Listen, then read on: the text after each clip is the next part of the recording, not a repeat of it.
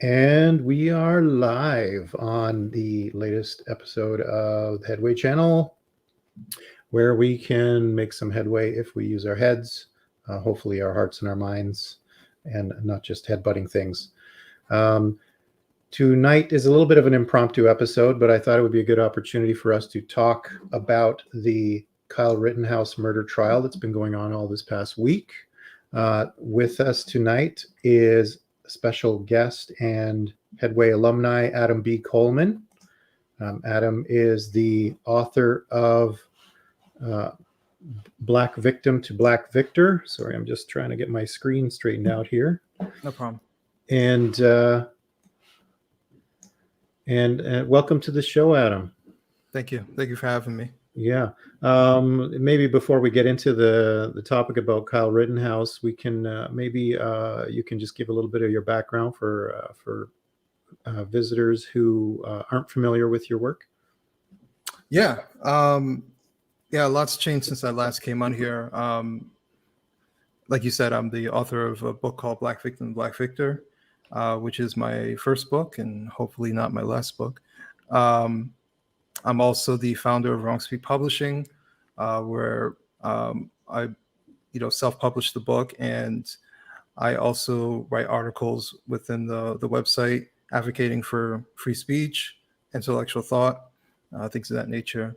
I'm also a weekly contributor for ScoonTV.com, publish articles to them, and looking to write for any other publications that will allow me to.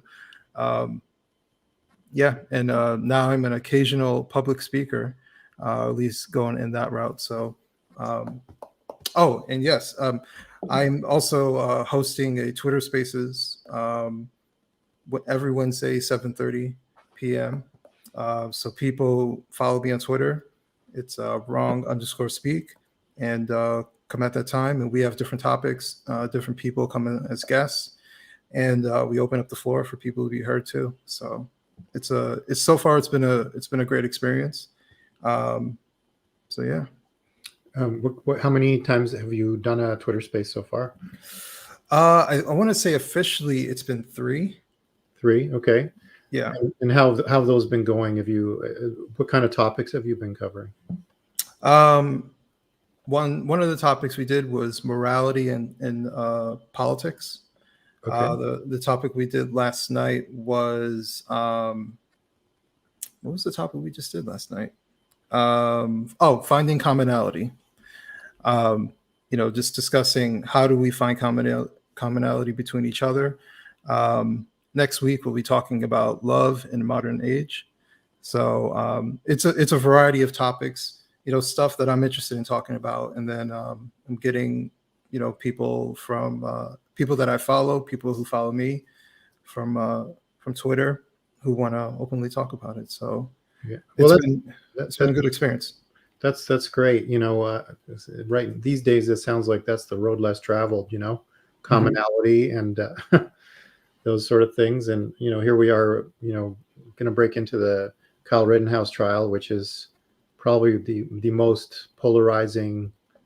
It could be the hallmark polarizing incident of our time, really, when you think about it. Well, I mean, I guess you could say George Floyd was.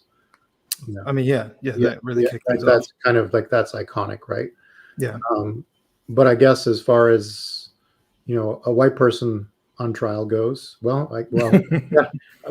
actually, what am I saying? That was Derek Chauvin on trial. So. Oh yeah, Derek Chauvin. Yeah. Well, I guess the focus was on George Floyd. And here the focus is on Kyle Rittenhouse. So obviously the Kenosha riots were sparked off by an incident that happened with a guy named Jacob Blake. Mm-hmm. But he's really, almost even forgotten, eclipsed by this right now.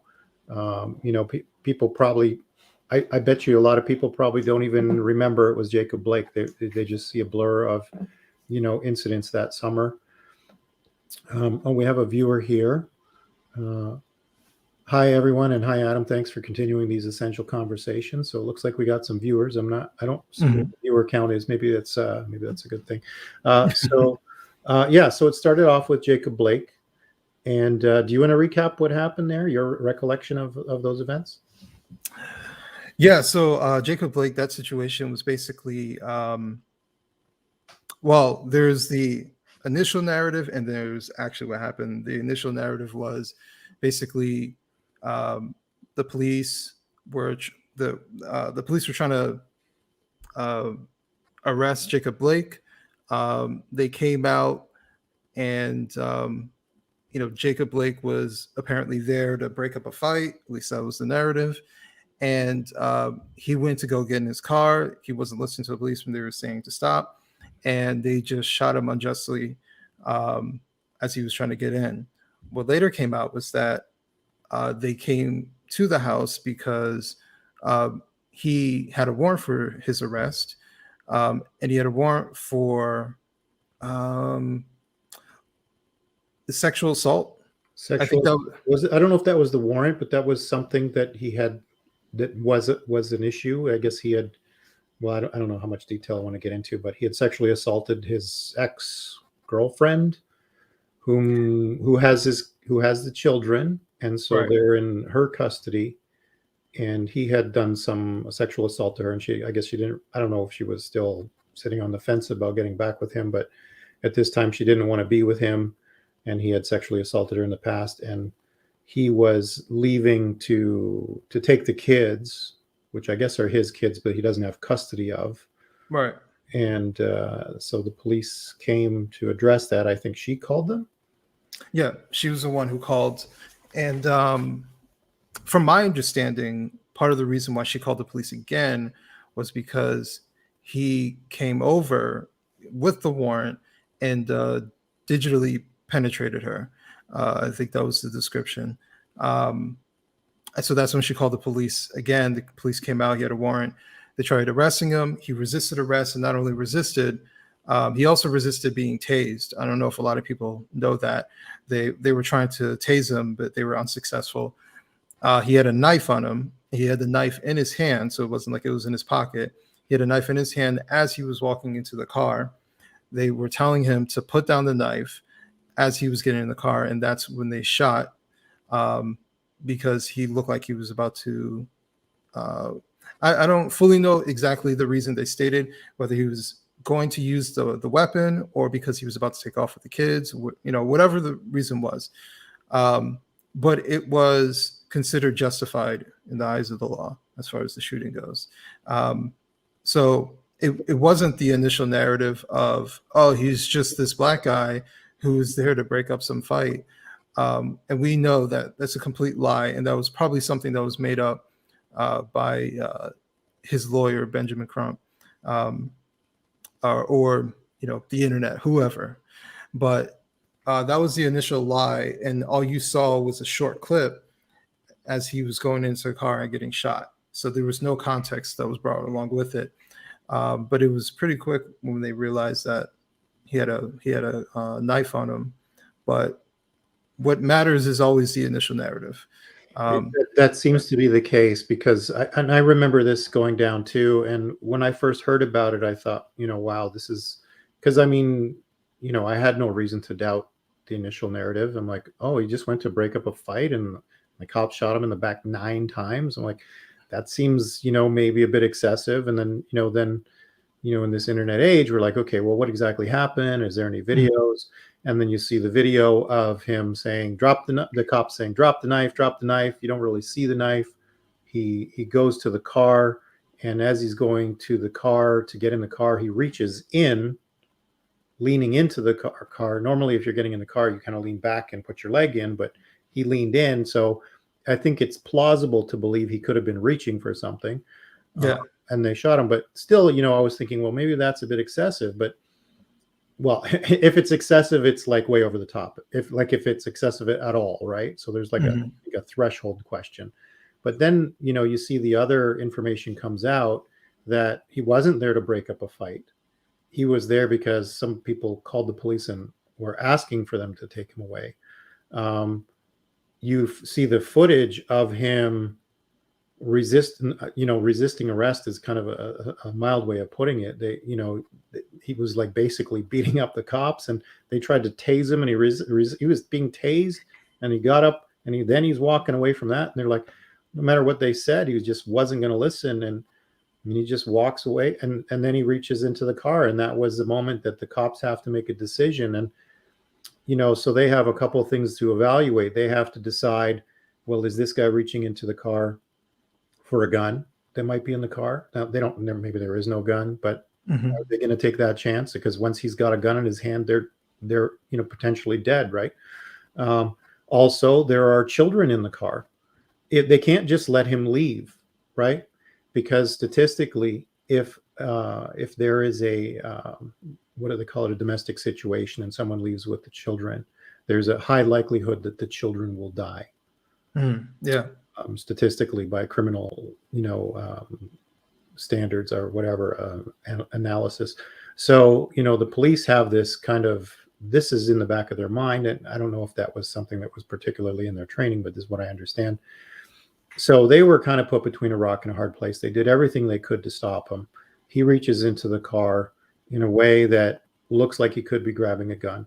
He did eventually, I believe he had even admitted, because there was some debate on the internet. People are saying, oh, well, he was just there to break up a fight. So all these kind of narratives were being argued. And, he eventually admitted, yeah, I had a knife. So it's not like it's in question, right? Because there are people right now that still think he didn't have a knife, and that was just a story that was made up to frame him. But no, Yeah. he actually admitted it on record. Yeah. So, but this is an interesting thing when you mention the narrative. I don't think it was Ben Crump, because I don't think he'd even retained a lawyer yet, because this was still fresh. This was like first day, second day.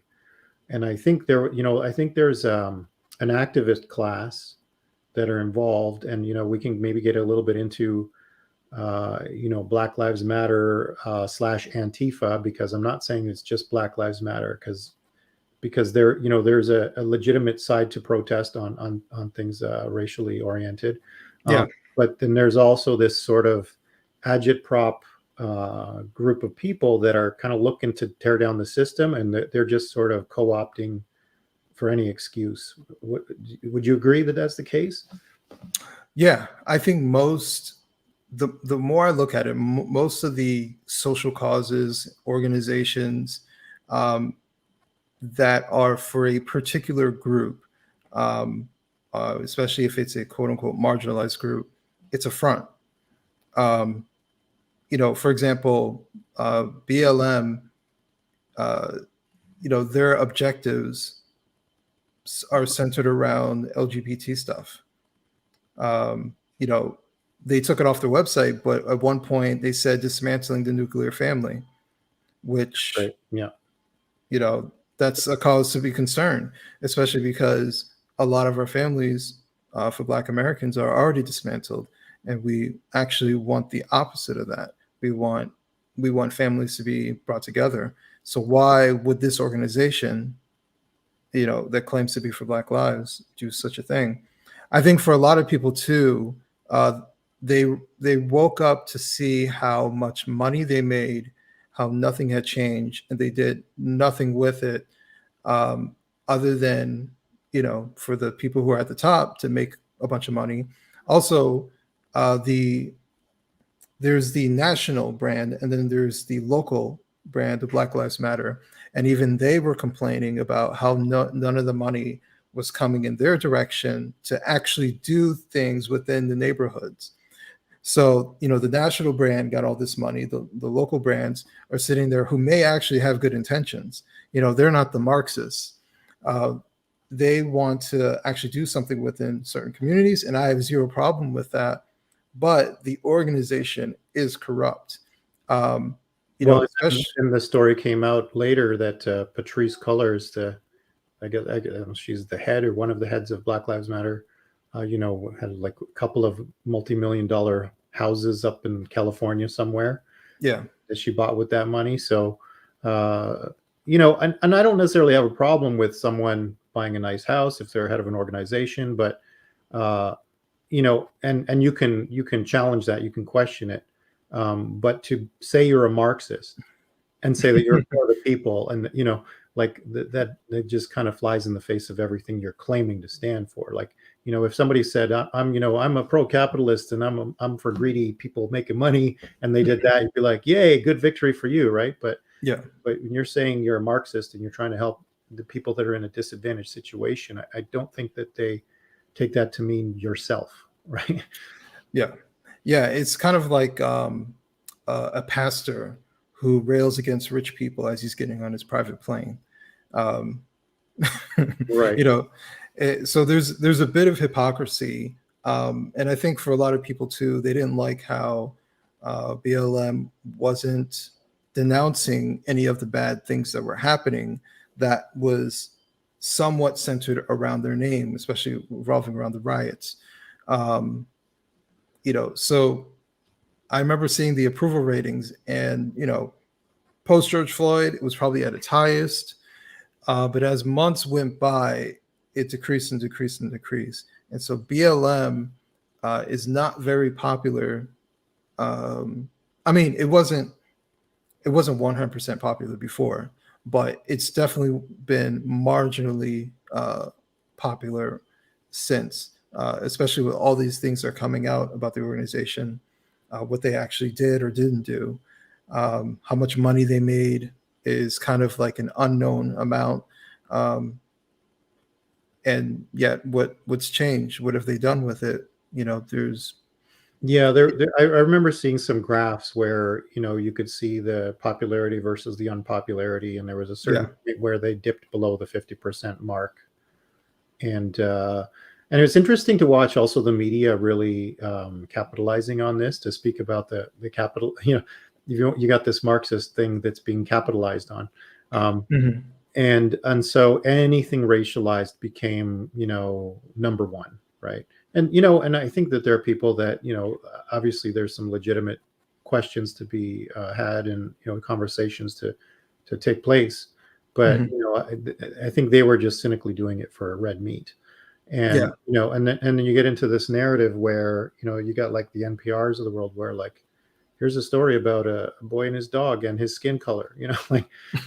So it's just like it's an endemic conversation, and we can't get away from it. And now we have this kind of woke movement now, and things are, we're talking about CRT in schools, and oppressor versus oppressed, and Robin DiAngelo with her there's no such thing as a positive white identity, and so there's no escaping this racial conflict, and it's always oppressor oppressed. And so now this kind of revolutionary mentality, you got a lot of people that are agitated and angry. This Jacob Blake thing happens. There's a false narrative broadcast about it, possibly by this, I think it's by this agitation class, but it's co-opted by the media regardless of where it came from. And so now you've got Kenosha, Wisconsin in flames. And if I can, I'm going to see if I can share a video of that. I think I have a small clip of some of the type of activity that was happening there. Here we go. Yeah. I heard that right there, the signs, Black Lives Matter. Yeah, so somebody with the camera was paying attention. And then if I can maybe share another little clip here, just to kind of give a context for what the tone of those days was like. Make sure I got the right one here. This one here. So because this sort of sets up the context for what was happening with Kyle Rittenhouse, because there were protesters that were legitimately protesting, but there were things that went really, really violent. And you got a case like this.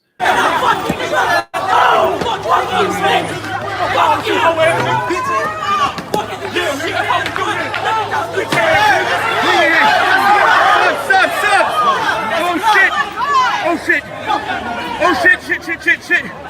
Oh my God.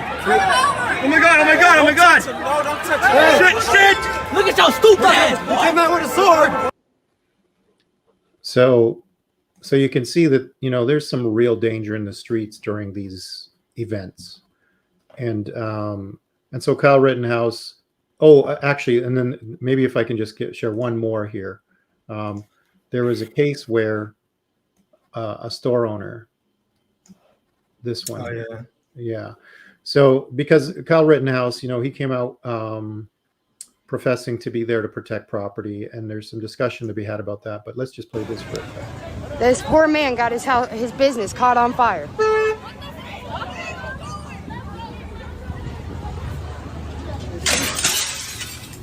I'm sorry, sir. I'm very sorry about that, man. Yeah, really. Hey, I have nothing to do with that. I'm trying to stop this shit here. Dude, I'm gonna help this guy. I don't give a fuck if I get beat up.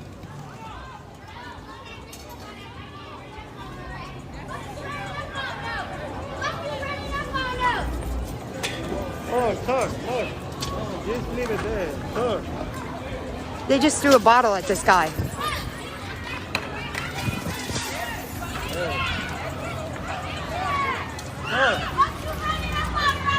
Hey, hey, hey! No! No!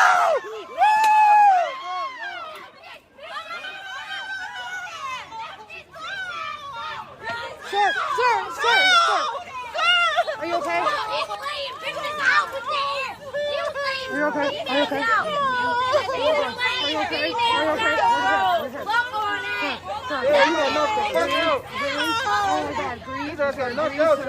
Turn his head, turn his head.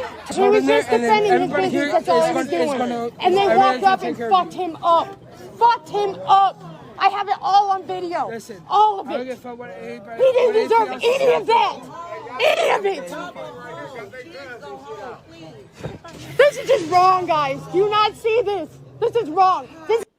So you get the idea. I don't need to play the whole clip, but so property damage was a real thing. Damage to people was a real thing. Yeah. Kenosha was one thing. There was all the stuff that happened in where was George Floyd again? Minneapolis. Minneapolis. There was a police officer who was killed trying to defend a store. Retired police officer. So it wasn't. Oh, that was David Dorn. That was in St. Louis. St. Louis, right? So you've got these discrete events that are happening all over the country. Or actually, I think that's a good point to raise. So, George Floyd happened in one place, and you have all these events breaking out all over the country. Mm-hmm. You could say they're across state lines. And these protesters are crossing state lines to go and wreak havoc, and rioters and looters and protesters peacefully as well. Mostly peaceful. I guess you could say the food is mostly unpoisoned. I don't know, but it was a mix, let's say. So I'm not condemning everybody that was there, but certainly there was a lot going on across the country, and there were protests. So in the spirit of protest, Kyle Rittenhouse, he felt that he wanted to protest this destruction of property. Go ahead, protest maybe, but and he may, I don't know whether he agreed or disagreed, but he certainly wanted to make a statement to say, hey, leave people's property alone. You're gonna come here to protest, but don't destroy property. And I think that's a reasonable line to draw. Actually, it's interesting you say that because, listening to the court proceedings and his friend's testimony and all the different things, to me, it never sounded like he was trying to necessarily make some sort of grand statement, like I'm going to do this. To me, it sounds like his friend was like, hey, the store, you want to come and help? Sure. Like, to me, it just seems as maybe naive and jovial about like, hey, we're all going to get together. We're going to help you, let's band together, and make sure everything is good. And I think his intentions were well. Obviously, he knows that he's going to an area where there might be, some sort of danger, hence why he was armed to defend his person. So I never got the feeling like he was, he was out to defend his town. Yeah. And you know what? I should probably clarify. I am framing it that way deliberately because, you get into these Twitter battles And there seems to be this obsession with, but he shouldn't have been there, and he crossed state lines. Yeah. It's like, well, it's not a crime to cross the state line. His family lives in Kenosha. He goes through there every day. I think he actually worked as a lifeguard in Kenosha. Was it Kenosha where he worked as a lifeguard, or was it Antioch? No. So basically, he lives in Illinois, but where he lives as I think is about 25 minutes away from Kenosha. His father lives in Kenosha. His friends are from Kenosha, and I believe he was working in Kenosha. So, for all intents and purposes, he is very, very familiar with the area. He was there almost daily. So, it's not like, the other people who, were shot, who were nowhere near close to Kenosha, who were coming from across the state, across other places for nefarious reasons. So I always find it interesting when they're saying he shouldn't have been there. Meanwhile, the people who are lighting things on fire and breaking stuff, no one says they shouldn't have been there. Right.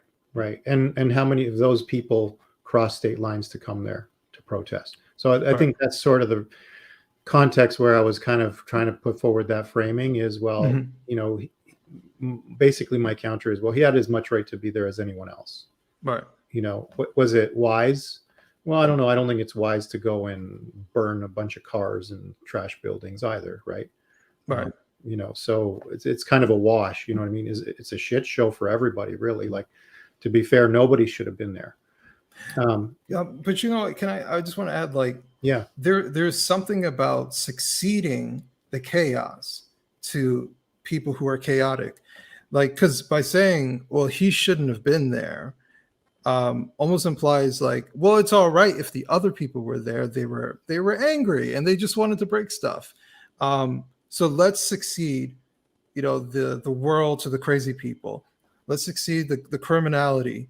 Let's give all that stuff away. Even the police department did the same thing, which in some ways I don't necessarily blame them, because they got no support from the state governor, which, just for anybody who remembers, Trump said, we will send the National Guard there. You just have to request it. He refused.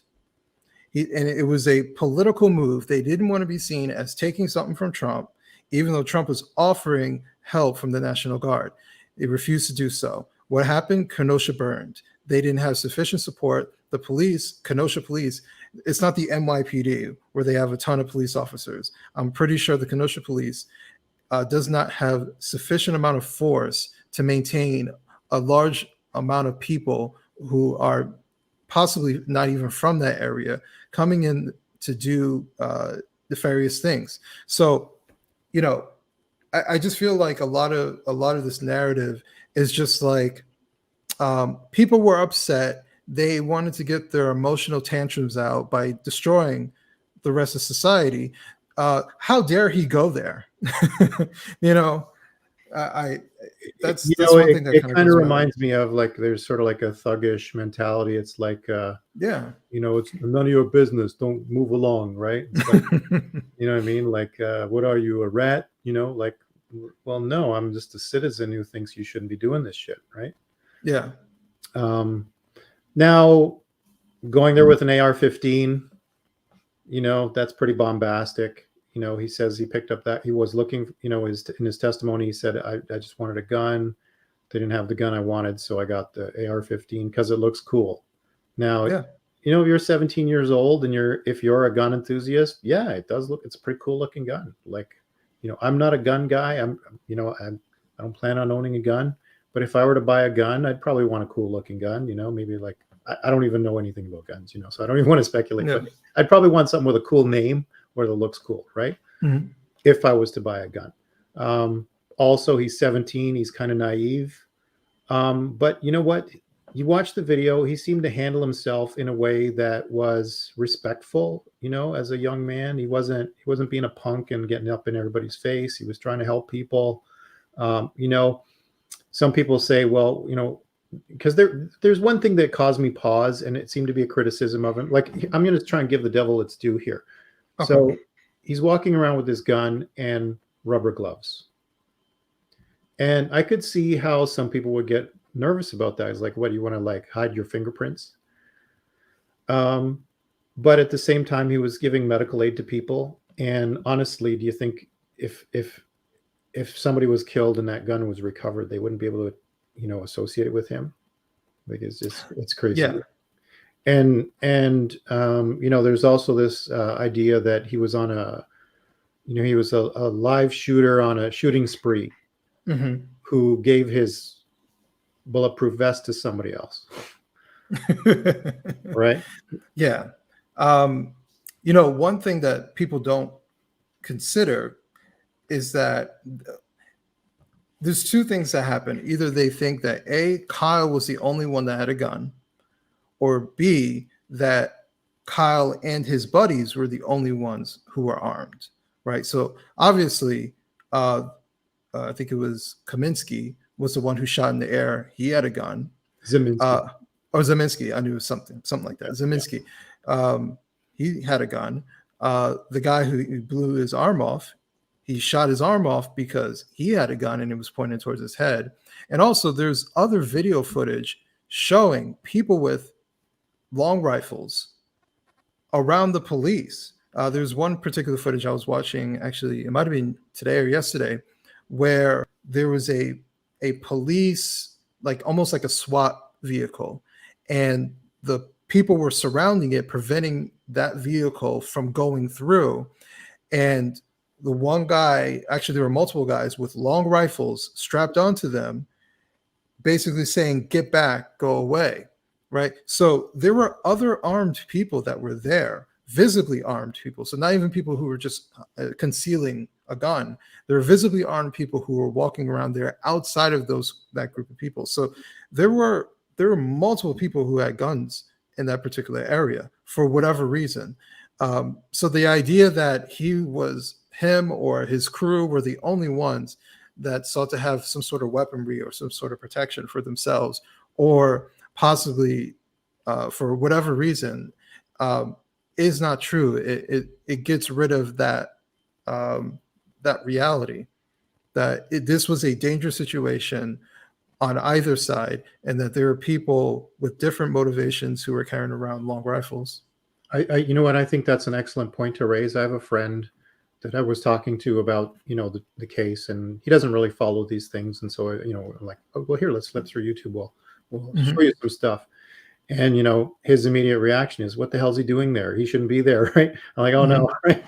But I'm like, okay, but, I get to steel man his position. Like, why does he feel that way? Is a person not entitled to also be there? But he says it's not a good presentation. And I thought, you know what? In a sense, he's right. In terms of the perception of that, you've got an event going on. You've got people that are, let's say, civil unrest, but now you've got somebody there making a visible presence. It's kind of making a show of it, right? Like, you got this big rifle. I mean, you don't have even Grosskreutz, who had a gun illegally, it was a concealed carry handgun. So, but you got these people that are walking around with rifles. It seems like they're coming to, lay something down. They're if from a observer perspective, you could feel that that's offensive and an insult and something contemptible. Now, that's not a legal statement, right? But I think that if you want to try and get a pulse for how people were feeling, I think that's the sense I get. To give the devil his due, when people are saying he shouldn't be there, I don't think they meant legally, but I think they're trying to say, what the hell are you doing? You're stirring shit up even worse in a situation that's already explosive. I wonder if people would say that if he was 19 years old instead of 17 years old, because I think part of it is because he was a minor and he was there. Then it becomes, oh, he's a kid, he shouldn't have been there. But he's still a citizen. That's another way to look at it. What's a kid doing out? And people Right. are saying, oh, what kind of a mother drives her kid across state lines with a gun? Which is another claim that people make that's false. She didn't drive him there; he drove himself. The gun was already there, and as we know now, the gun charge was dropped. Right. So and to be fair, it's kind of a loophole the way the law was written. does not apply to him, but it may have been something that was meant to be written in a different way where he wouldn't have been eligible. It just so happens that charge got dropped. Yeah. And the other thing too, because you said like the presentation. So the person that you're talking about, are they also Canadian? Also Canadian, yeah. Okay. So So he's from LA, okay. and he's from an urban area. Okay. Oh, even better. Yeah. So what I can tell you is there's definitely something that I notice where depending on where you're from, and depending on the type of area that you're from, your outlook on guns is skewed. So let's say, for example, I'm from New York City, right? It's extremely difficult to get a gun there. You have the NYPD everywhere. It seems like a kind of quote unquote pointless thing to have a gun. And even if you wanted one, it's extremely difficult. So guns aren't necessarily part of your life. But then let's say you live in the middle of the country where the police are kind of scarce and homes are spread out and the gun laws are less restrictive and there is a gun culture and there is an emphasis on gun safety. One of the things that drove a lot of people crazy was when the prosecutor picked up the rifle and put his finger on the trigger and pointed it. Right. And they were like, whoa, what is he doing? Because the people who are into guns and not even just like into guns, but people who just have a general understanding about handling a weapon, right? Because they all understand no one's under the illusion that it's not a weapon.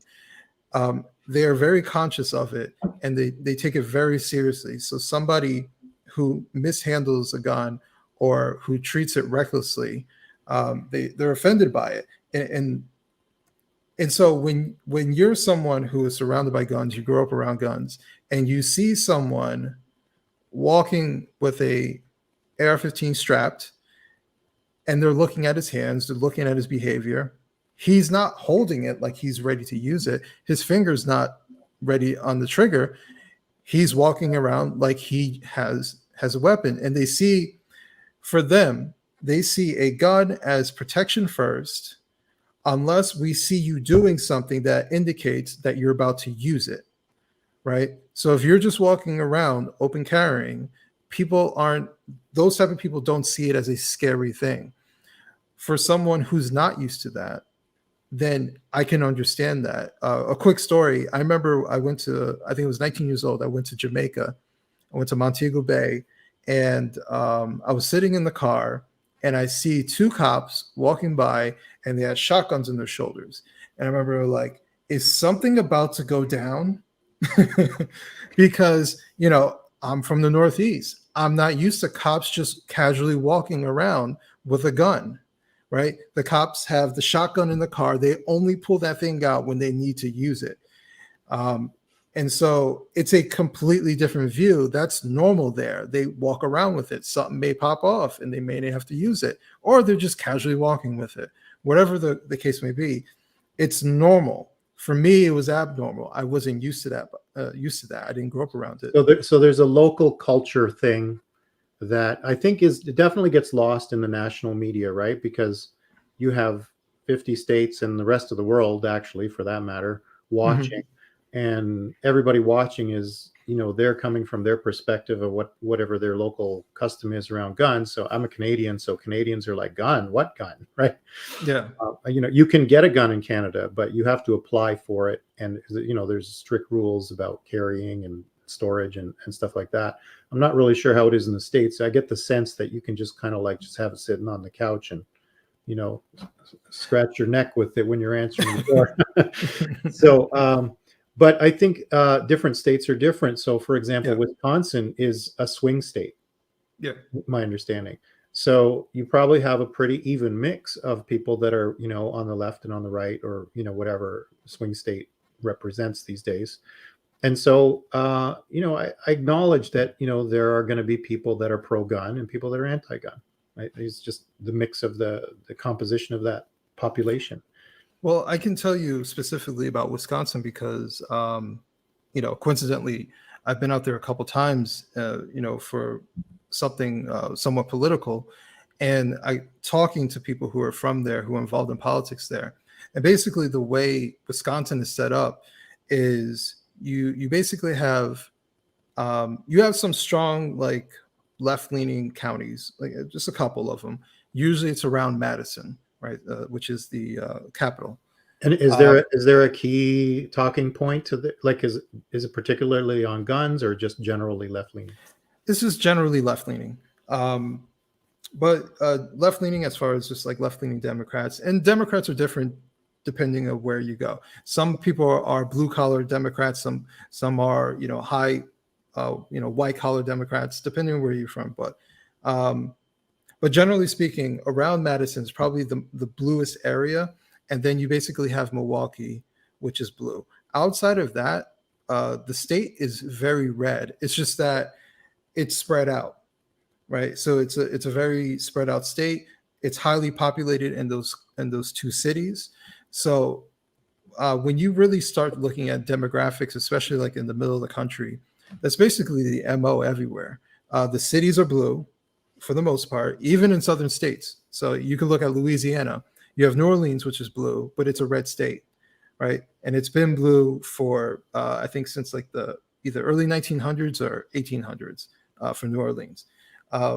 So that's pretty much the demographic that's pretty consistent within Wisconsin. So the reason I'm bringing that up is because Kenosha is more than likely in a more reddish area where gun laws and the viewpoint on guns is different versus if you go into the Madison area, into that county, which how many people carry, how many people have guns may be different.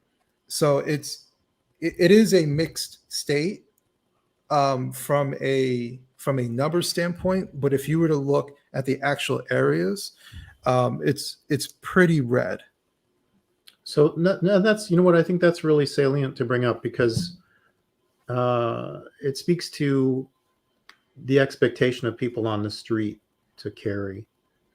Like, should Kyle Rittenhouse have been there, right? That question. He shouldn't have been there, shouldn't have crossed state lines, like all these things. He's a white supremacist, and then you get all of it, and then it just starts to build, right?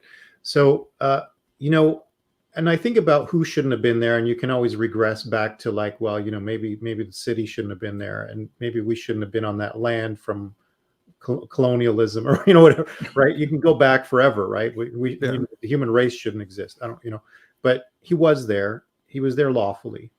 And well, there was a curfew. It wasn't a legal curfew, but there was a curfew announced. So you could say, well, maybe everybody should have left at the curfew. But of the people that didn't leave for this curfew, it included everyone involved, right? So it included Rosenbaum, it included Huber, Grosskreutz, what is it, Yellow Pants Man, and Kicking Man or something. So all of these people ignored the curfew to whatever effect it was legal. But out of everyone that was involved in this incident, I think the one person who really should not have been there is Rosenbaum. And I say this ironically with some sympathy for him. And that's not to notwithstanding the fact that he was a convicted pedophile who anally raped 5 boys, and all of the stuff that all the dirt you can bring about him, which is legitimate dirt. I'm not defending anything he did. I don't lose any sleep over his death. Okay. But he was a person who went through the system legally, and he's getting whatever penalties he's getting.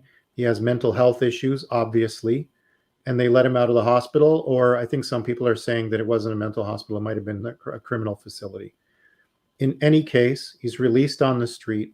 He's in downtown Kenosha during this tinderbox of an event, not in a mentally stable state. And really, I think he sets the whole thing off. Are there explosives around? Oh yeah, the whole area is it's literally on fire, right? But he is like, he's pushing it, right? So he comes up to Kyle and the other people there, and he's like, shoot me, the N-word a bunch of times. and he's getting in their face. Now, the prosecutor's saying, oh, well, he's just one of those little guys who, is all barred. Like, you know what? Kyle's a 17-year-old. This guy's in his 30s. I'm sorry, but even if that's true, Kyle is, right to be scared. You're a 17-year-old kid. You don't know, here's an adult, like literally saying, kill me, and like calling you out and getting in your face. Like, how do you react to that? I don't like, I'm in my 50s. And if somebody in their 30s came up to me like that, I'd be pretty concerned. Yeah, so absolutely. So if anybody shouldn't have been there, I think it was him. And I think the case really, really pivots on him. Like all of the charges pivot on him, right? Because, and this is the part that's really in contention, really, is, Kyle comes out, he's walking around, he's doing all these different things. He's helping people. He wants to go from car source A to car source B, and he's going down the street, and there's this drone footage being contended now, where the prosecutor is saying he raised his gun and pointed it at Rosenbaum, which is nonsense. And I have some footage, and I can show that later. We can do a little forensics on it. I don't know how long you'll be able to stay. So if you can't stay for that, I'll just show everybody else after you go. But the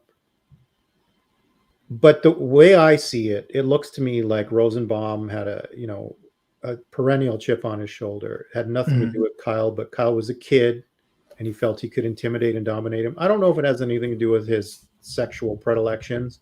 Maybe there's something to the fact that he's a minor and he's got this power thing with children. I don't, that's speculation. I wish, we had a psychologist here that could have maybe spoken to that a little more, but, maybe there's a dynamic there, and he's like, I see a young, vulnerable person. I'm going to get in their face because I know I can get away with it. Yeah. So Kyle flees. He throws he throws his bag at him. Zeminski fires his gun into the air, and it's a heated situation. Kyle runs, to between some cars. I mean, you can see it. It's pretty plain, like he's running away. This guy's getting in his face, chasing him, and he corners him, and Kyle finally turns around and fires a few shots in rapid succession. I don't know that I would have done any different if this guy was, this guy's like, it's like the end of Terminator, it's like you think he's dead and he comes out and he's like, you got this arm crawling at you. It's like, get the fuck away from me, right? Like, I would be pretty terrified. You got this hostile environment. This one guy is like a poison pill coming after you, and he's not going to stop because he's got something broken in his head, and he shoots him. So then everything is a domino from there, right? Exactly. So now he's running away. He's lying to people. He's saying, I didn't shoot him, or I did shoot him, or he shot first. Or it's like, it's irrelevant at this point. Like he's fleeing. He's scared. Like, what are you going to tell people? Yeah, I shot him. Yeah. I think, I think this whole situation, just to be completely honest, I think it's a shit show. Like, it's absolutely ridiculous. There's nothing about this, and I'm trying to be as objective as possible. There's nothing about this whole situation that I'm like, yeah, this should definitely go to court. Like, nothing about it. He retreated multiple times.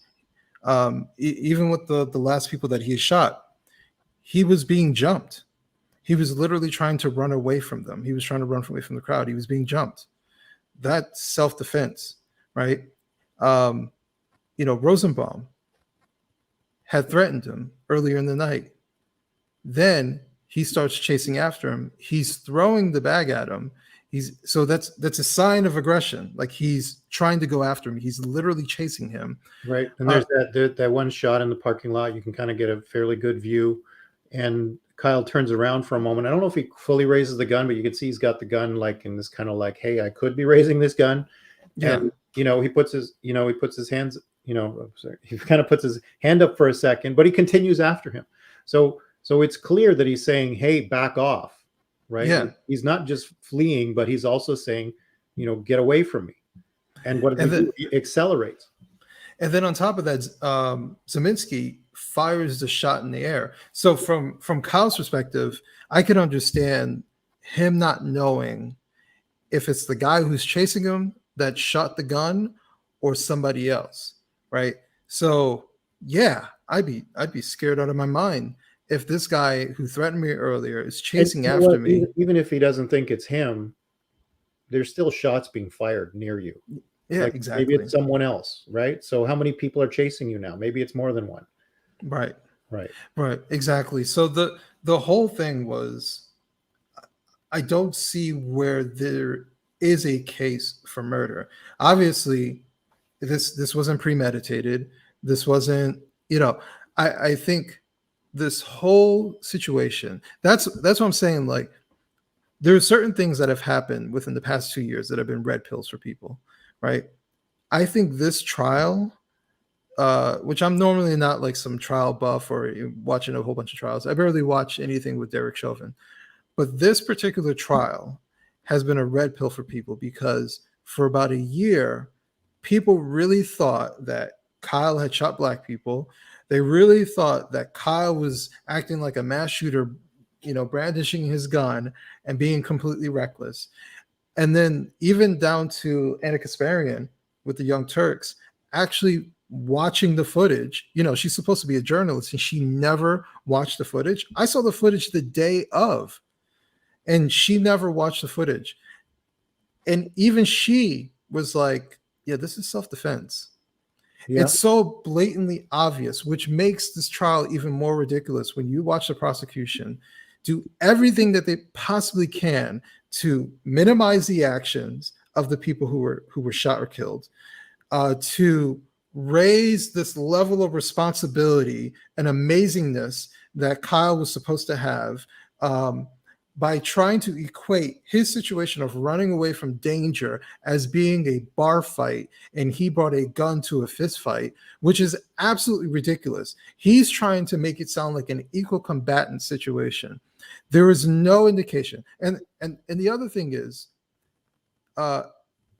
because imagine if this was not a riot per se, right? Or let's say it was a riot, but it wasn't highly filmed. There is camera footage from every angle about every situation, even drone footage to capture everything that happened. Everything is literally documented. Yet the prosecution is gaslighting the American public and gaslighting the jurors and the judge by saying, oh, you see that speck on the screen, by manipulating evidence, all these things. This trial is a show trial, and there is nothing about it. This is one of the very few trials where there's no ambiguity. I can't even say the word Ambiguity. Yeah. ambiguity. There's nothing about it that you're like, well, maybe in this situation. There's nothing about it. Even the guy he shot his arm off admitted that, yeah, he only shot when I pointed the gun at his head. Right.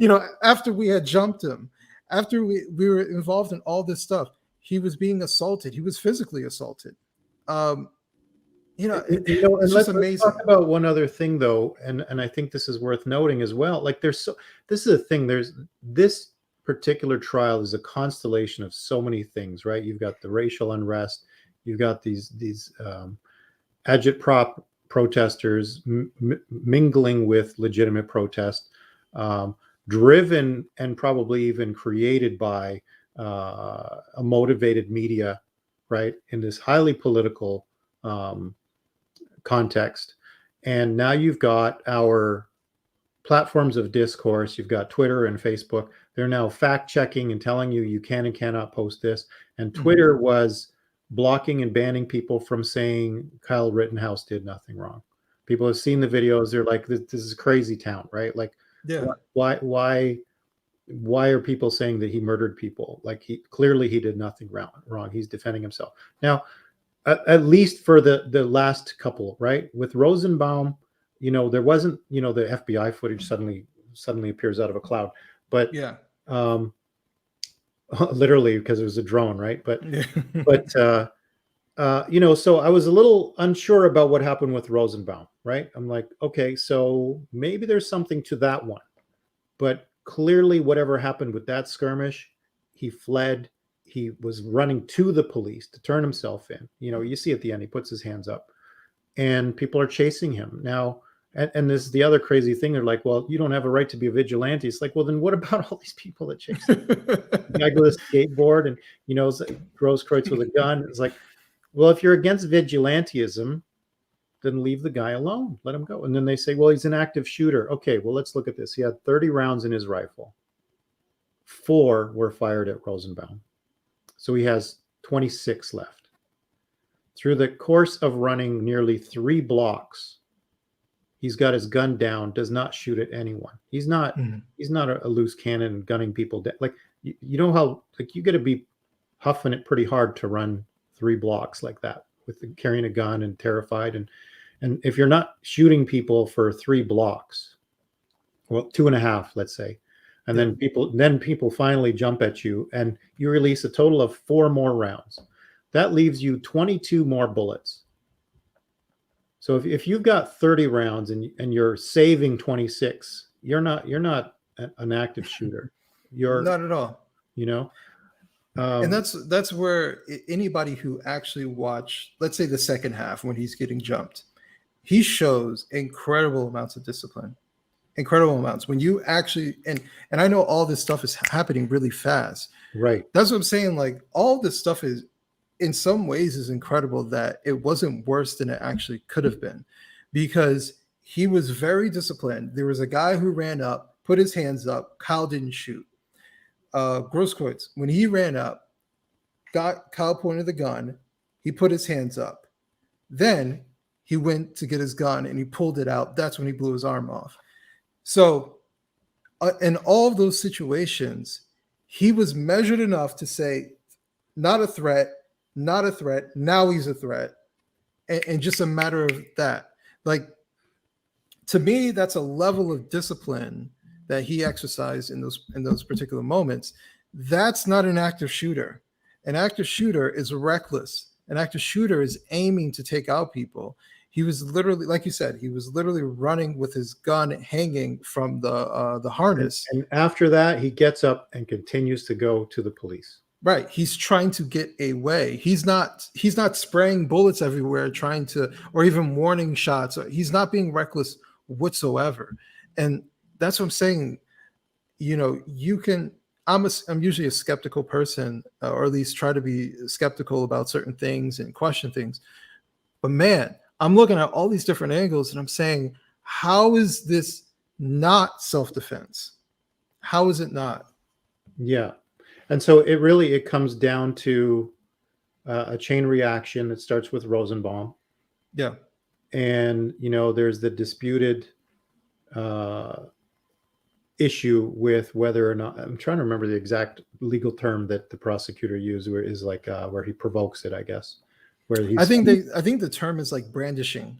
I think that's actually the actual legal term, like brandishing a weapon or brandishing a firearm, I think is what right. they call it. So yeah, because I think basically the legal standard is something like, if you initiate the melee, or is that's not the legal term, sorry, but if you initiate it, then you're not, you can't claim self-defense because you created the situation. So the lawyer is basically trying to say, well, he pointed the gun at Rosenbaum, which triggered Rosenbaum, and therefore he doesn't have a right to defend himself. But even that doesn't make any sense, because let's say if that was true, right? Let's say he pointed the gun, he runs away. Right. So as far as self-defense goes, from Rosenbaum's perspective, the threat is running away from you, right? Right. So you're no longer in danger. If you think that him waving the gun presents some sort of danger, the logical thing is you get away from the danger, not run towards it. You were the aggressor in that situation, even if that were true, which clearly it's not. And there's not even video footage to indicate it, clear video footage to indicate it, which is why they sent a damn blurred fucking video. And I, can we talk about the judge? I know you probably have. I want to talk about the judge. Yeah. No. I got the time. I just want to respect your time. So yeah.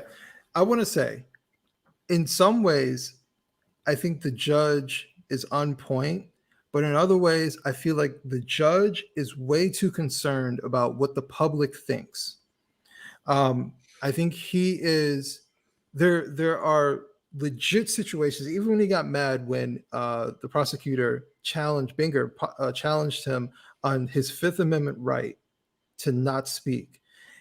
That should have been something where, and this is partly the failure of Kyle's defense.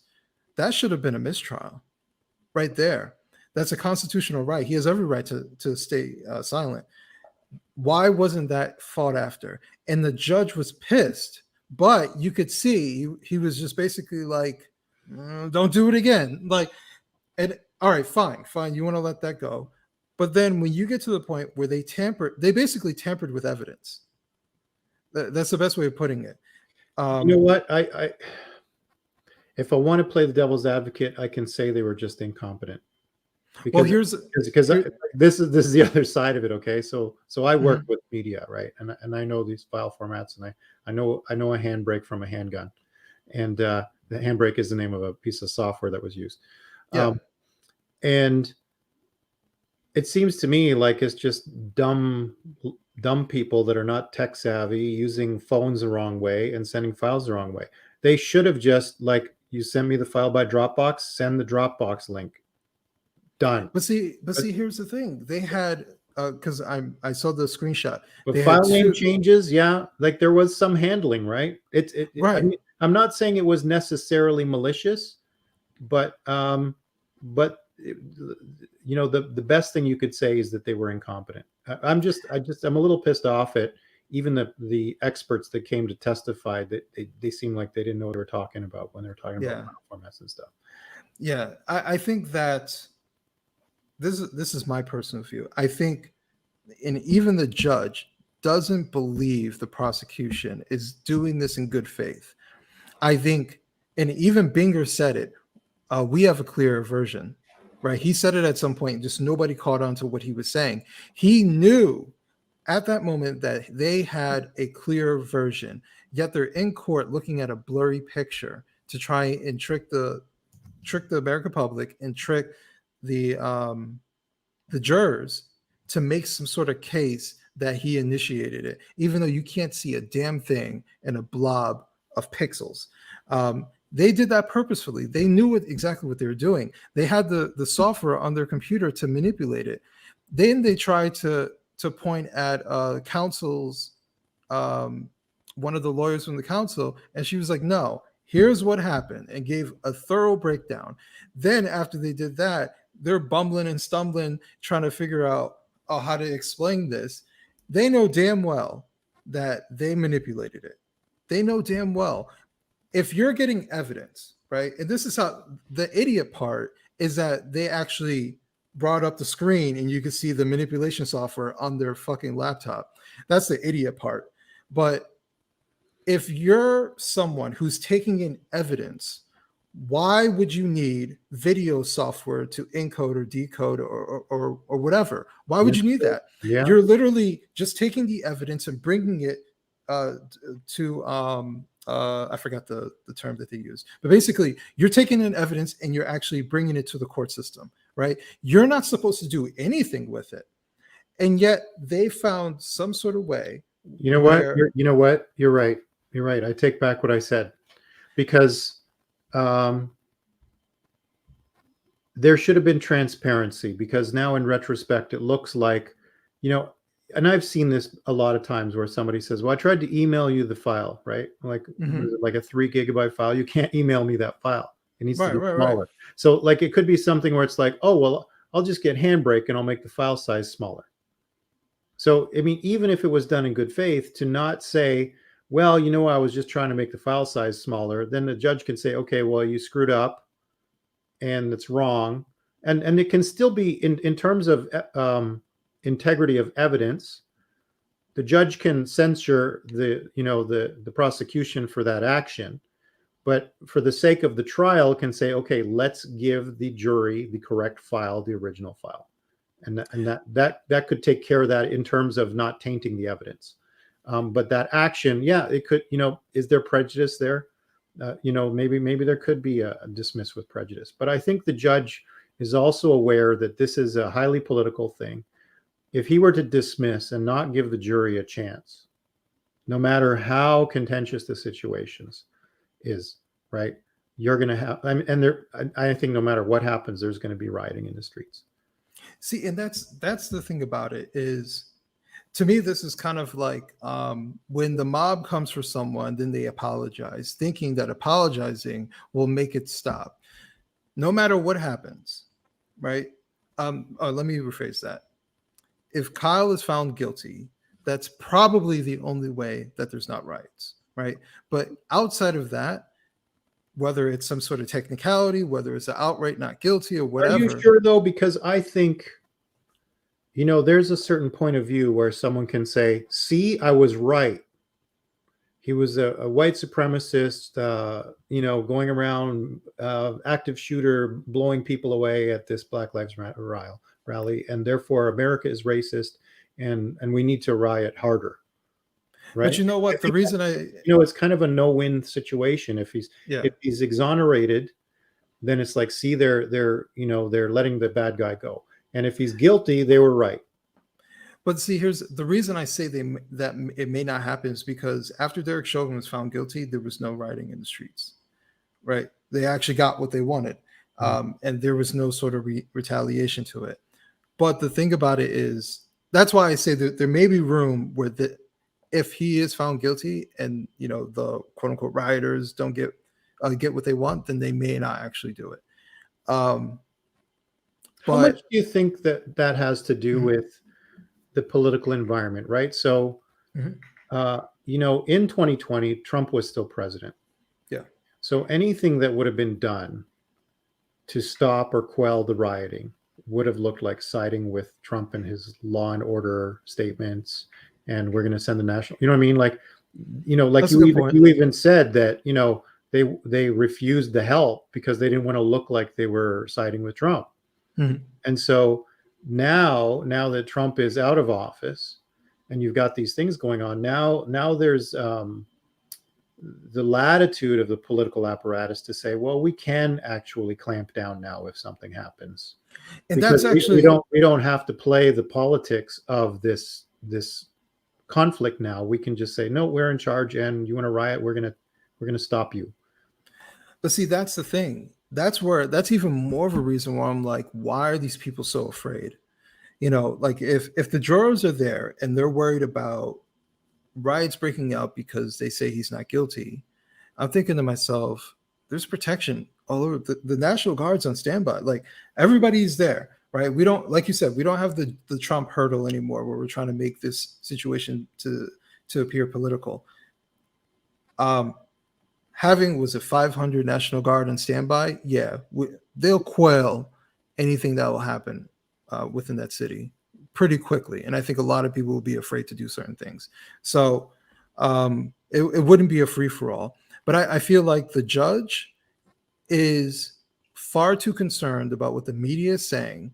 He doesn't, if this was not televised, I can almost guarantee that I can't really guarantee, but I would very highly suggest that the way he's handling these situations would be completely different.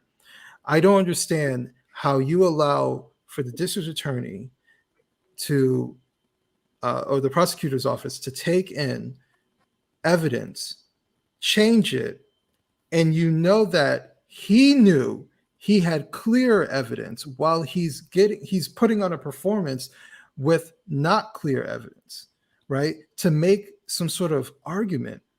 Because Binger gave it away, we have a clearer version. He said that at one point before the end of the whole process.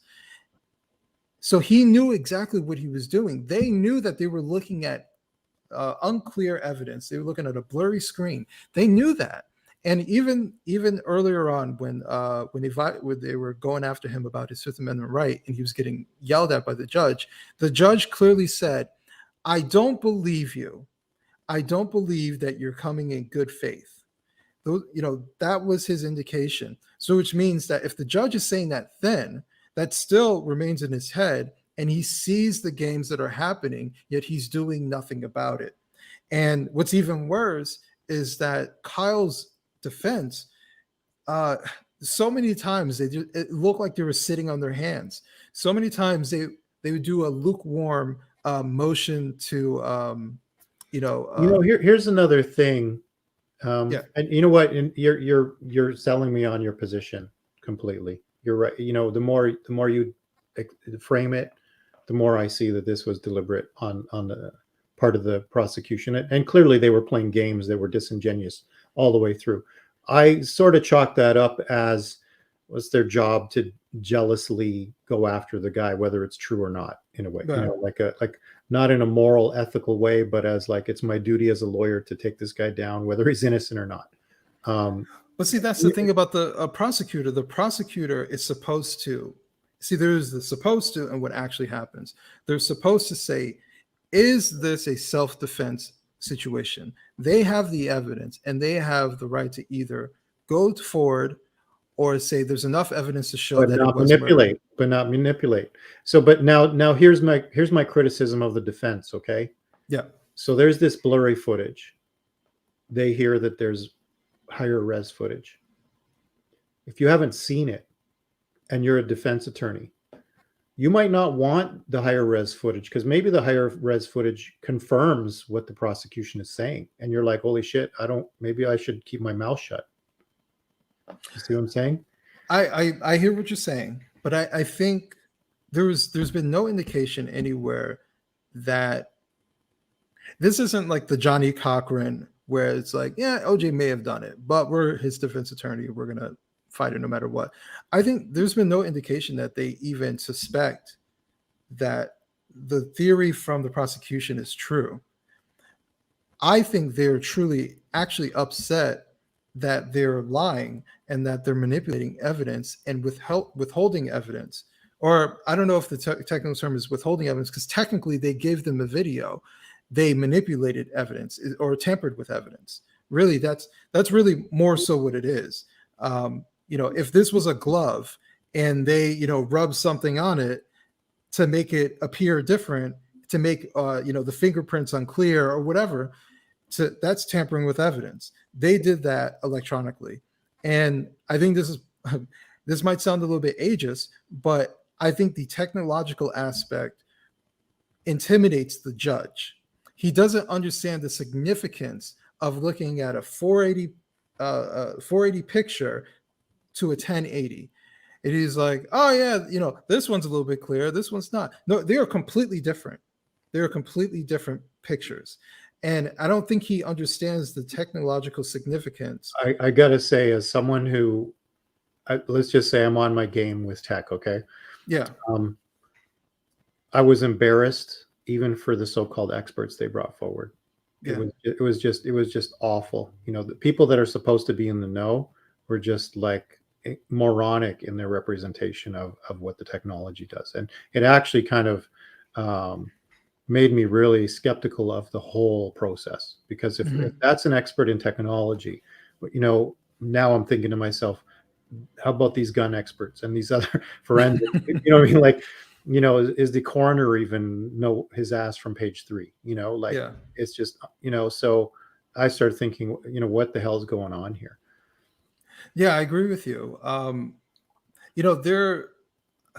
been listening to this one live stream where Have you been watching any of the Rikita media stuff? Yeah, that's basically, yeah. I was listening to that, and it's very interesting listening to them lawyers talk. And granted, they even say, listen, we're watching, we're like we're quarterbacking here from our living room, but there are certain things that they should be calling motions on. They should be saying, object to this. Like, why aren't they objecting to this?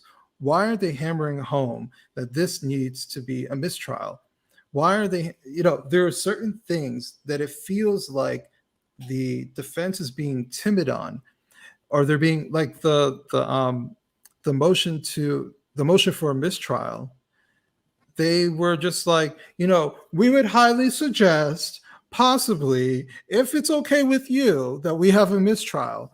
Like, I was like, why do they sound so lukewarm about something so egregiously done? And I'm listening to these lawyers, and they're saying, the transfer of the video is incredibly abnormal. That would never happen in any other situation. So you have lawyers from big cities small towns who are on here saying what they did with this evidence to transfer it makes no sense. Why would they do such a thing? Why would they even manipulate it? Why would they change it? Why would they even transfer it in that particular way? None of this makes any sense. It sounds shoddy. It sounds sneaky. I don't understand how lawyers are just like emailing and handing thumb drive. Like there should be a central repository. You put the data in there, and that's where it stays. And if somebody wants it, they can come get it. You know what I mean? The most egregious thing, sorry to cut you off, but the most egregious thing, and they say it, so matter of fact, and this is part of the point I was making about the judge not being technologically sound.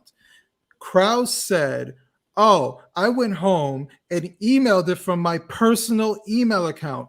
You mean to tell me that you had evidence emailed from your personal unsecured email account and you sent it to yourself? How irresponsible is that? And the judge doesn't even understand it. He doesn't understand how egregious something like that is. This trial is so frustrating. So tell me this, okay? So you've been saying, like,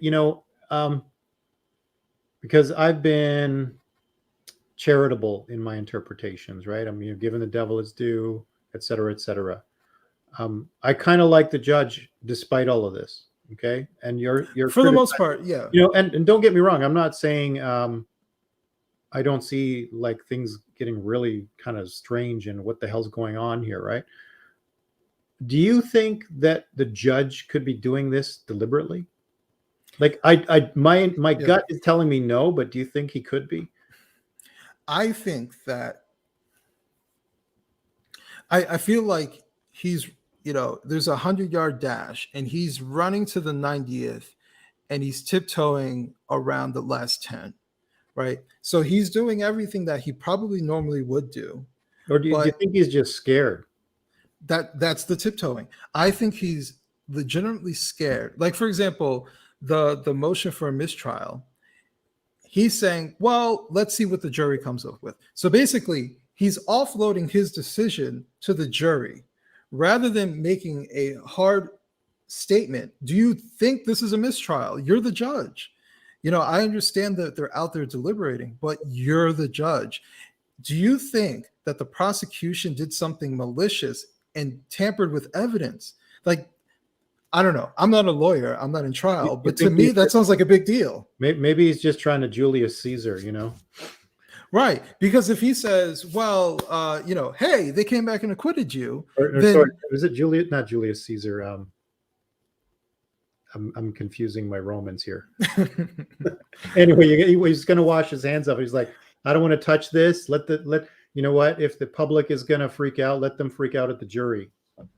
Right. Let them freak out at the jury. Or if the jury comes back and says, yeah, basically that. If the jury comes back and says he's not guilty, then he's not the one who has to bear the brunt of not letting the process go through like the American public would see it. Why did the judge intervene? Then he would have been the bad guy from a certain perspective.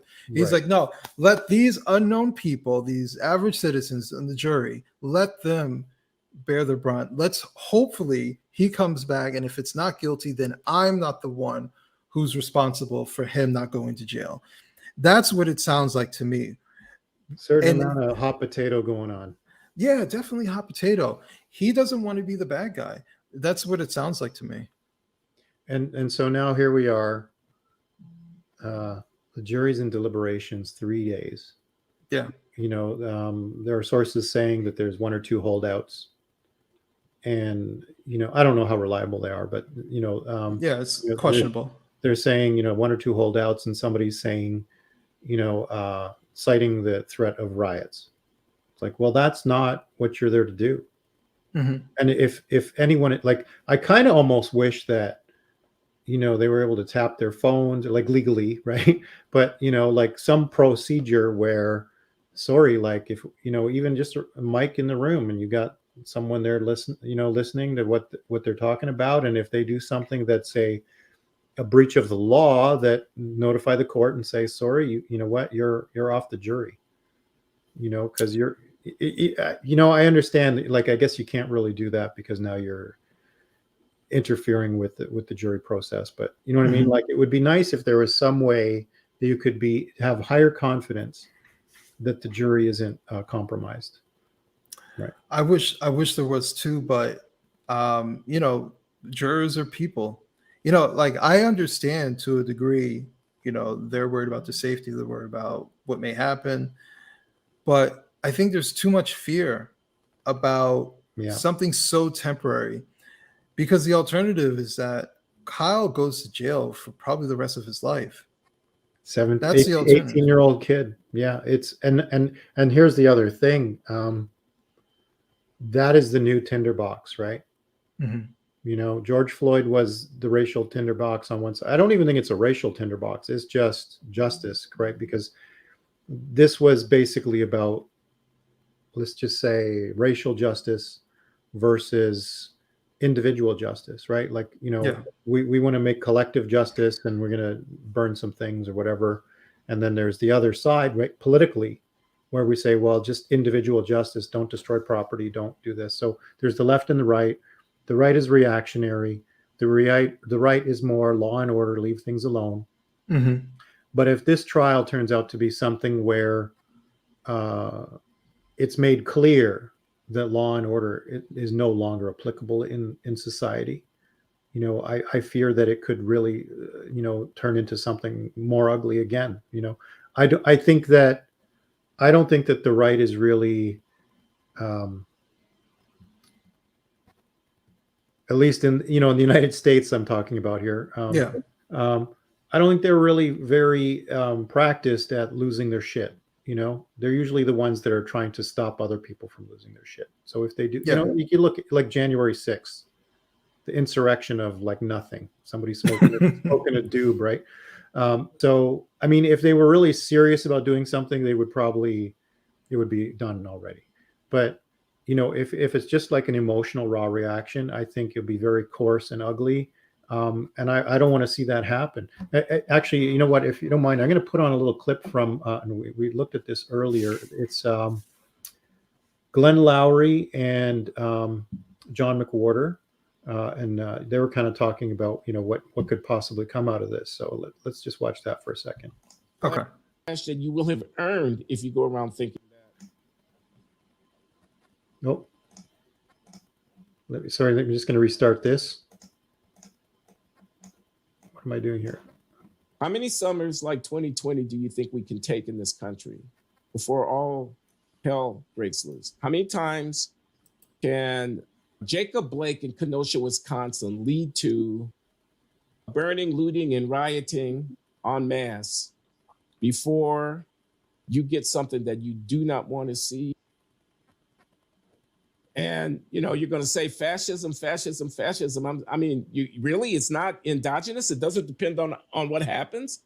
The fascism is just always there and it's just lurking. Or is the backlash that you will have earned if you think that getting the wrong verdict in a jury trial legitimates wholesale racial violence? The backlash that you will have earned if you go around thinking that is something that you might want to take into account. You know, I don't know. I mean, I worry that another summer like 2020 and you have a hard time keeping somebody, not Donald Trump, somebody much more effective than Donald Trump, Josh Hawley. But somebody like that out of power and keeping this thing, which is this reactionary kind of vigilantism. I'm worried about it. So there you go, right? Like there are real things at stake here. And now, just to contrast this, and we spoke about this one. Here's a clip from Joy Reid. This is kind of the media's take, where they're exploiting this horrifically tense situation. And you know, I don't know if this is the media's take or just Joy Reid. Certainly, you know, she's being paid by someone to do this all the time. And you know, let's watch what she had to say. A lot of people have something, I just can't remember what it was. Oh, the Brett Kavanaugh hearings, in which Brett Kavanaugh, who had been accused by a high school friend. Sorry, I trying to rewind this. How do I? Do you have access to rewind that one? Are you able to do that on your screen? I got something going on my screen where I'm not able to rewind it. Let me see if I can find a way to restart it. Abuse of her, cried his way through the hearings to make him a permanent member and Associate Justice of the United States Supreme Court. And his tears turned out to be more powerful than the tears of Christine Blasey Ford, which were the tears of an alleged victim. But in America, there's a thing about both white vigilantism and white tears, particularly male white tears. Really white tears in general, because that's what Karens are, right? They Karen out, and then as soon as they get caught, it's like Green Waterworks. White men can get away with that too. And it has the same effect. Even as the right tries to politicize the idea that masculinity is being robbed from American men by multiculturalism and wokeism, they still want to be able to have their tears. So my friend Jahan Jones, who writes the brilliant The Readout blog, wrote a great piece about this. And if you want to read it, you're going to be able to read it right here. So I mean, I don't even know where to begin, like it's just so it really, that is agitation, the way I see it, because there's no way any sane person on the left or the middle can't see through that. Like it's emotional reasoning, has you may feel that I could see if you're prejudiced against Kyle Rittenhouse and you think he's bad, you're just gonna read into it whatever you want to see.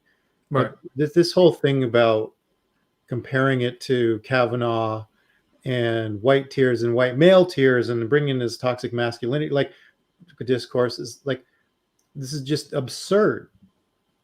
Yeah, all of this is just one huge stretch. See, that's the thing. I don't think people like Joy are that effective anymore. I think for the most part, people see who she is. Obviously, there are people who hardcore, whatever, right? So why do you think these platforms are still using this type of storytelling? Because that's what it is. I mean, they're utilizing this as a tool for some kind of political end, whether it's, maybe they're like, and I don't think they're doing it just to turn over ratings and make dollars. Like, there's some political apparatus attached somewhere.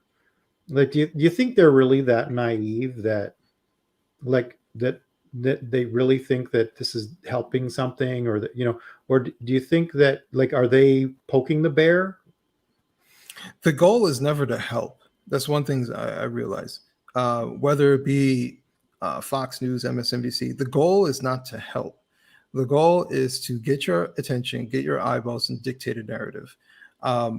You're not paying Joy Reid to make up something. I'm sorry, let me rephrase that. You're not paying Joy Reid to say something she doesn't already believe, right? You're paying her because she believes a certain thing, which gels with what you think. Right. So she's sort of like a contract for hire. Right. If she didn't believe those things, you would find somebody else who did. Right. So, her using histrionics and finding some way, which, by the way, I find it hilarious that, these $1 million cable TV hosts get reduced to TikTokers who says, go to this website. Like, to me, it just seems absolutely ridiculous. And it seems so obvious what she's trying to do, right? The fact that her name went viral because of this TikTok, of her saying, white male teals, it's just like Kavanaugh, right? How so, right? She doesn't even need to explain how in a logical manner. It's just two white guys and they cried. So there's something about white men crying. The common thread is a political one, right? Because it's Democrat, right? Yeah, right, exactly. Because if Kavanaugh was a Republican, she wouldn't be saying that. So I'm sorry, if Kavanaugh was a Democrat, she wouldn't be saying that. So it's very politically motivated. It's very obvious what she's trying to do. And my whole thing is, it's just like the claims of white supremacy. You know, my personal belief is that most Americans are well-intentioned, they're good people, right? When you say that there's an issue, people are going to listen and consider that it's an issue, right? So when you say that there's white supremacy and the woke ideology spills out from the the colleges, then people are going to say maybe there is a problem, because I'm hearing from the media, I'm hearing the same type of story, and maybe I do need to check my privilege. Maybe I do need to reconsider what's happening to Black people. Maybe I do.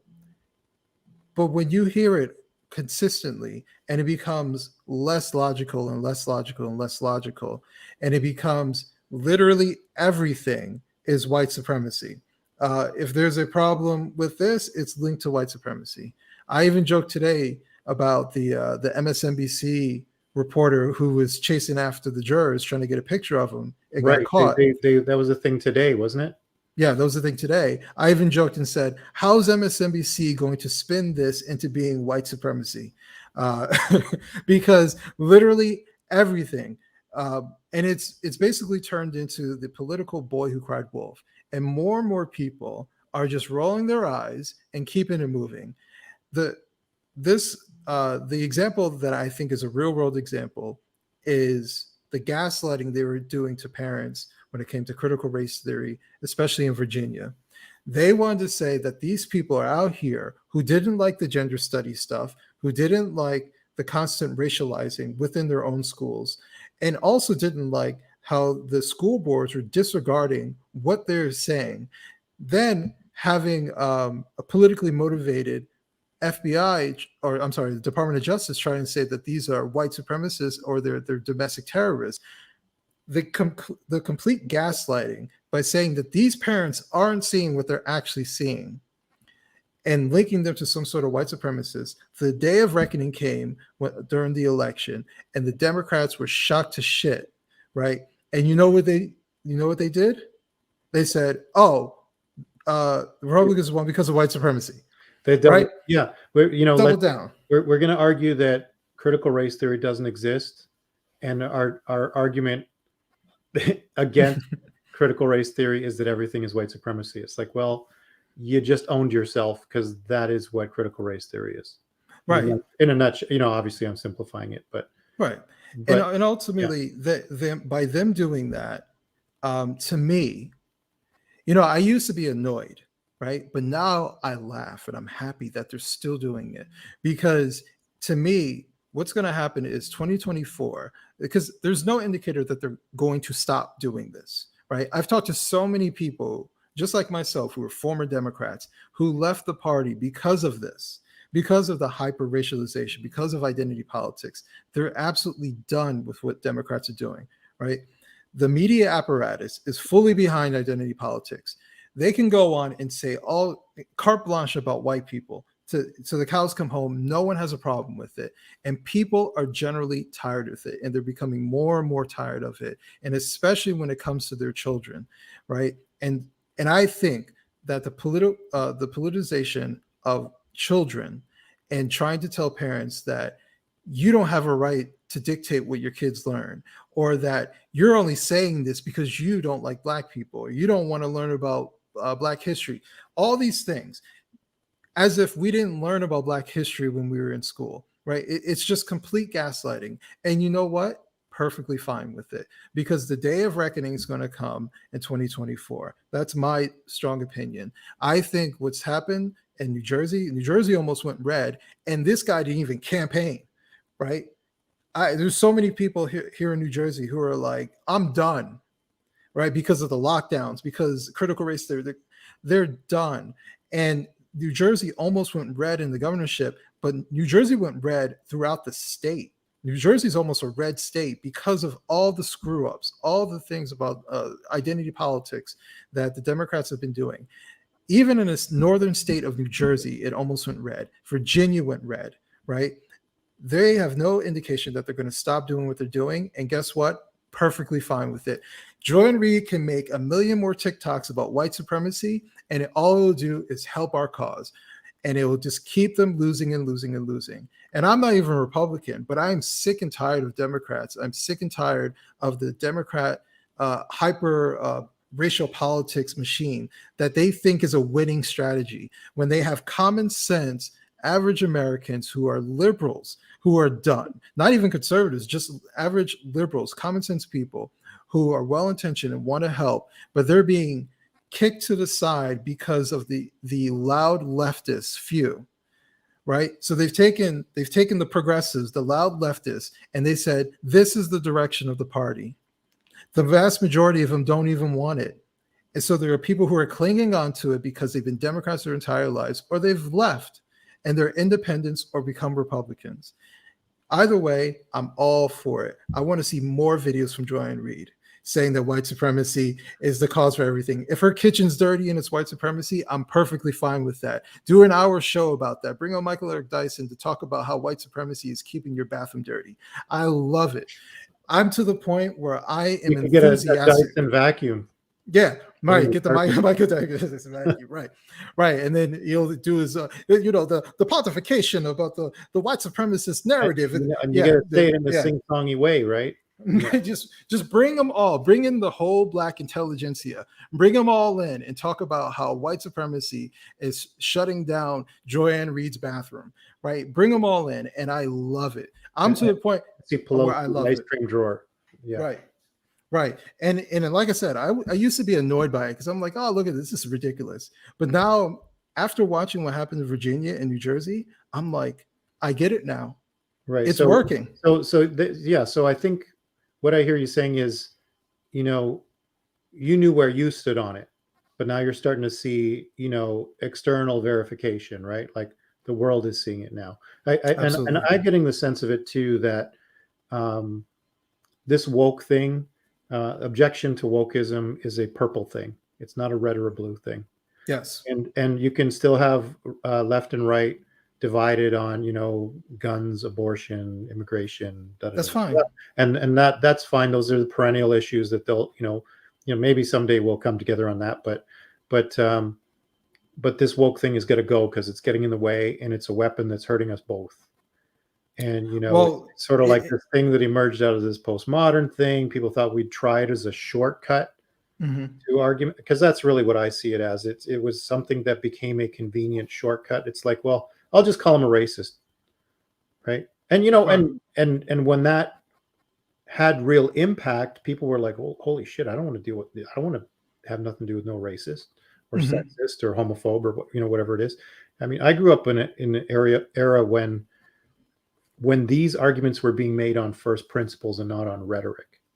And what happened is now they're switching over to rhetoric, and it's just being used as a kludge or a kludge, and people are tired of it. Yeah. I have a relative that I was just talking to yesterday, and he knows I'm more socially conservative, right? I think he thinks I'm way more conservative than I actually am, which is kind of funny. But he's like, I respect your position. But I'll tell you this: the Democrats ain't the solution. The Democrats are not for Black people. And he was going on and on about the Democrats, and I'm thinking to myself, wow. Now he'll also say the Republicans are full of shit, so he don't trust either side. And you know what? I'm fine with that. Whatever, that's his prerogative. But the fact that he is leaving that the Democrats are the vote blue no matter who in that whole thing, and he's completely done. And his big thing was Black Lives Matter, because he's a Christian, right? He's actually a pastor, and the fact that Black Lives Matter was advocating for the destruction of the nuclear family, that was it for him. He started seeing and the Democrats are pushing this. No, this is not the party for me. So I think a lot of their hyper racialized moves and rhetoric is slowly and actually I would say increasingly backfiring now at this point. Now that we're past all the riots and all that stuff and the lockdowns. Do you think wokeism has or is about to jump the shark?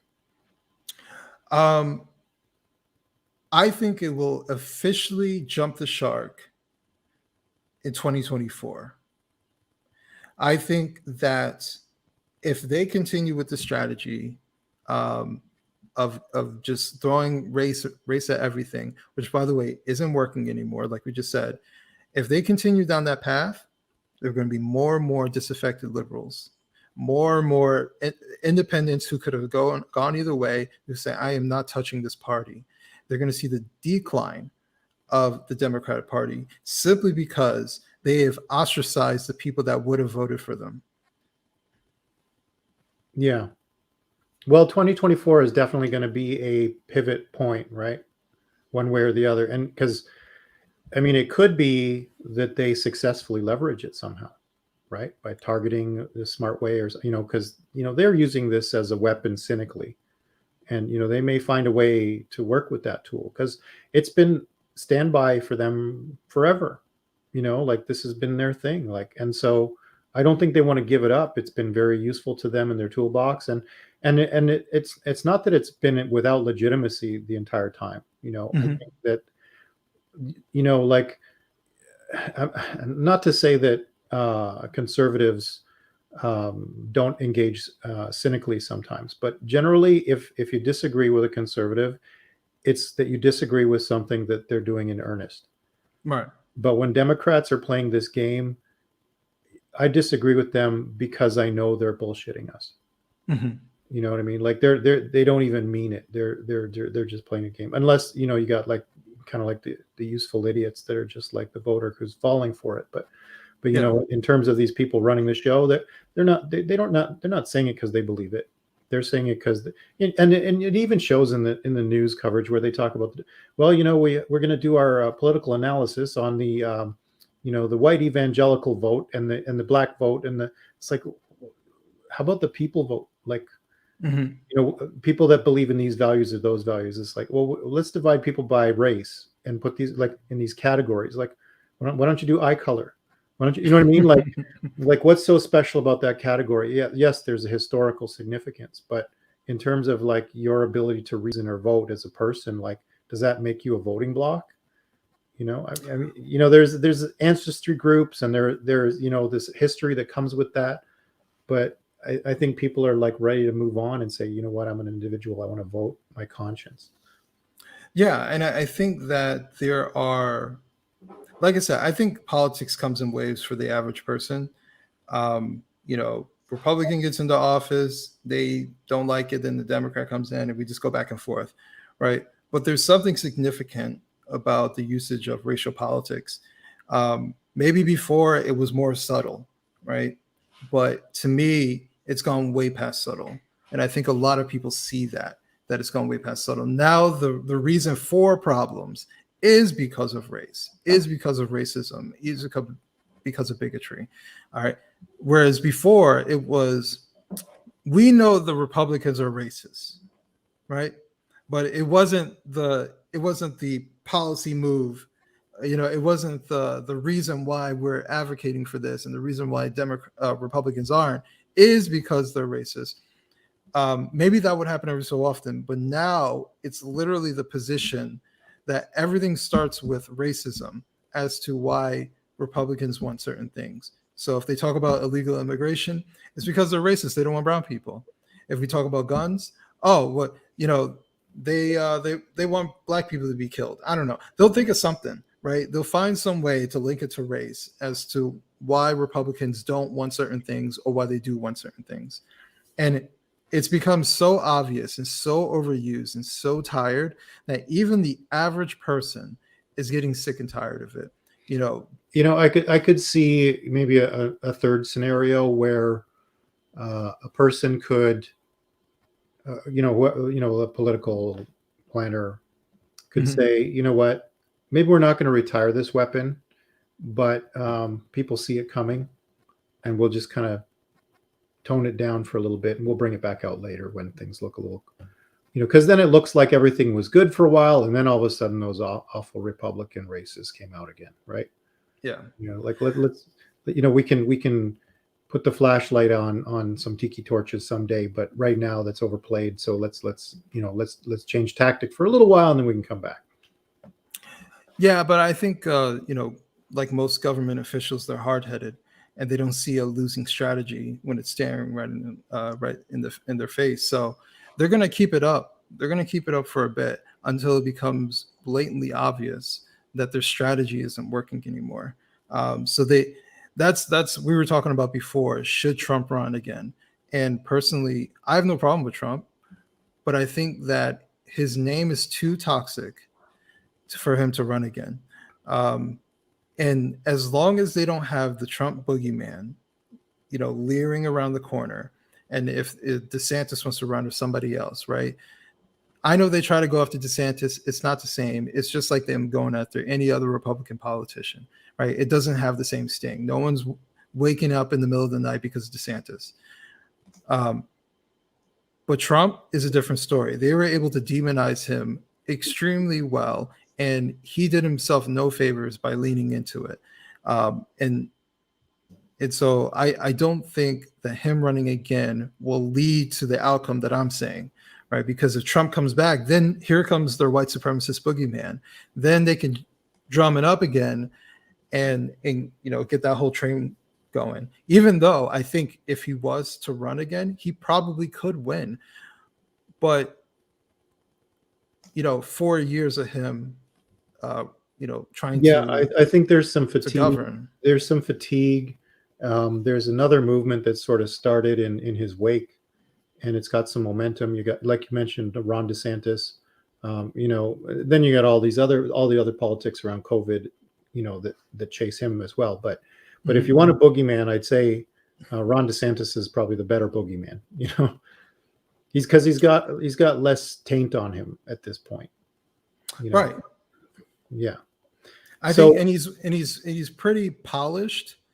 And I don't know if this is the best way of saying it, but to me, he's more like a typical politician, right? Whereas Trump was not a typical politician, and there were times that he stepped in his own shit and he shouldn't have, right? He didn't help his situation, and it made it worse for him.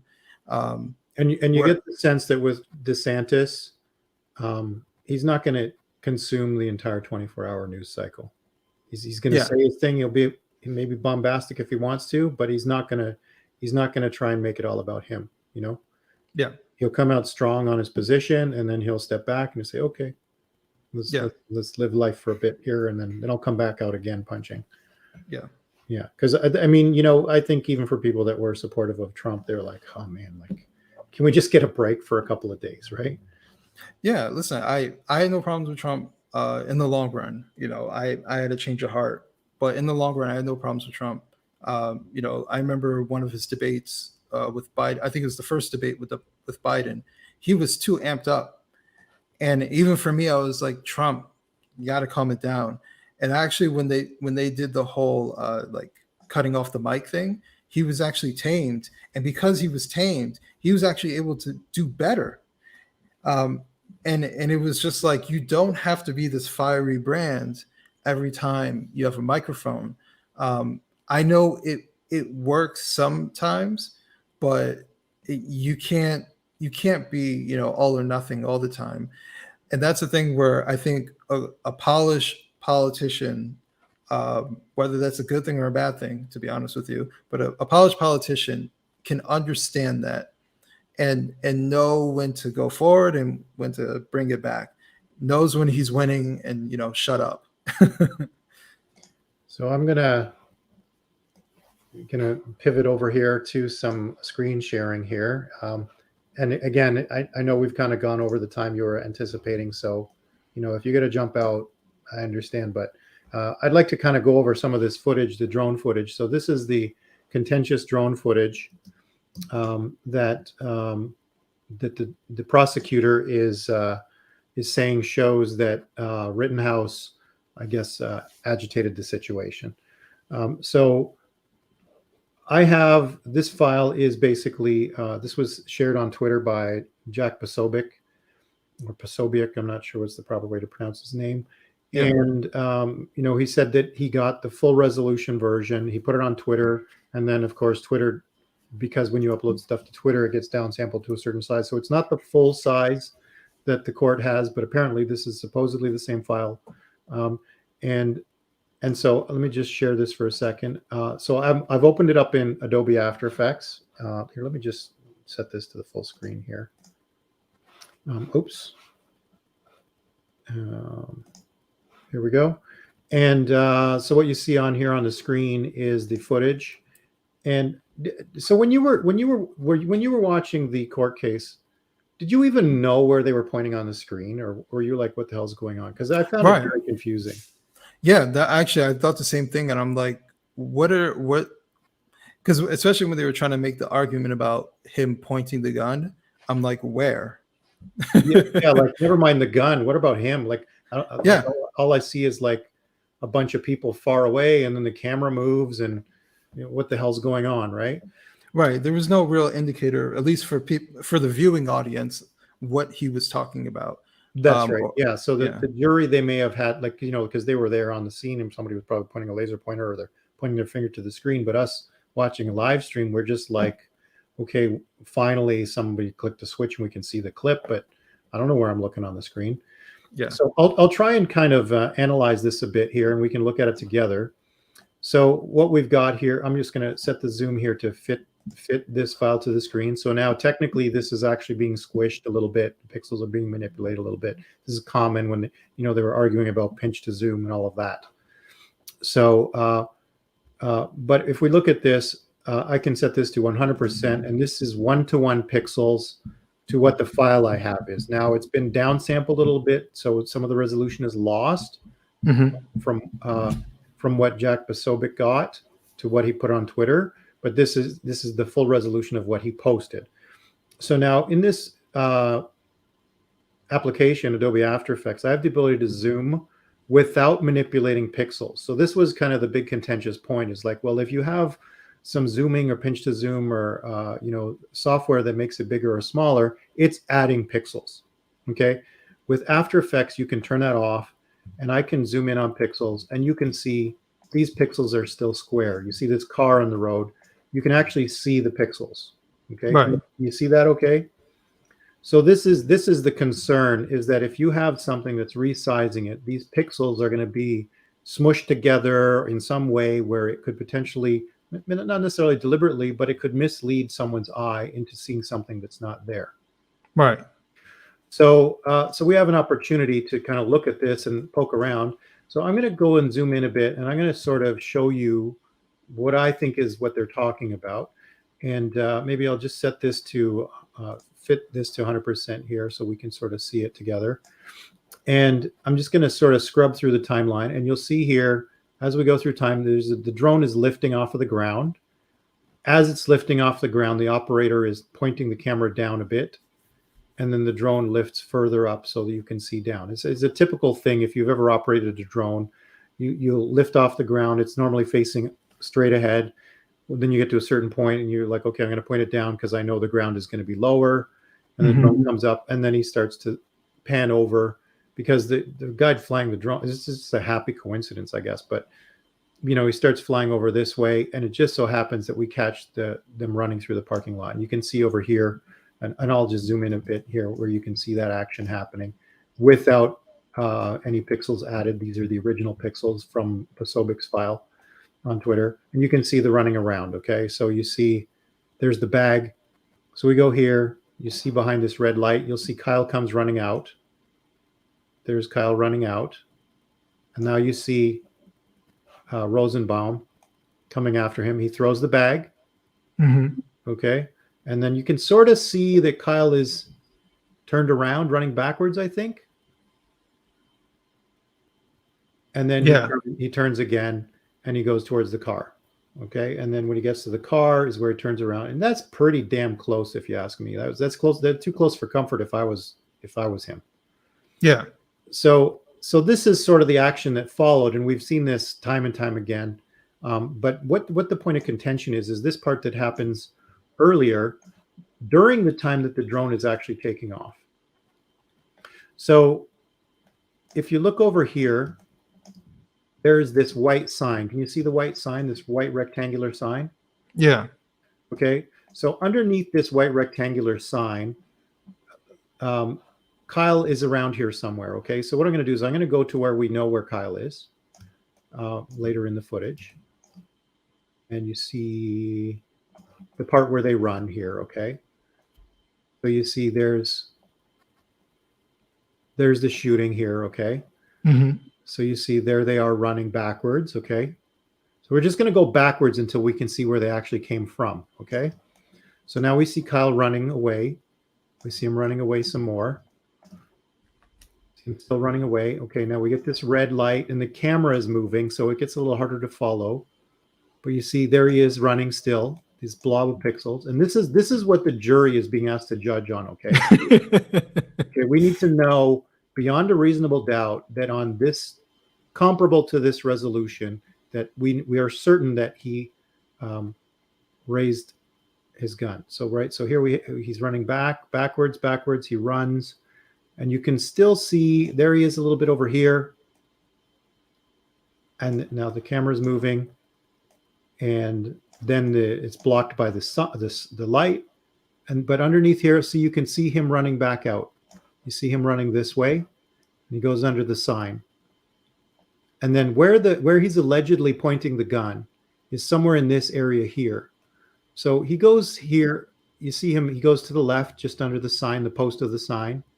And he goes a little bit further, and you see he's standing there next to something. I don't know if it's a car or a dumpster. There's a shiny surface on the top, and he's standing there. Maybe he's looking between the cars.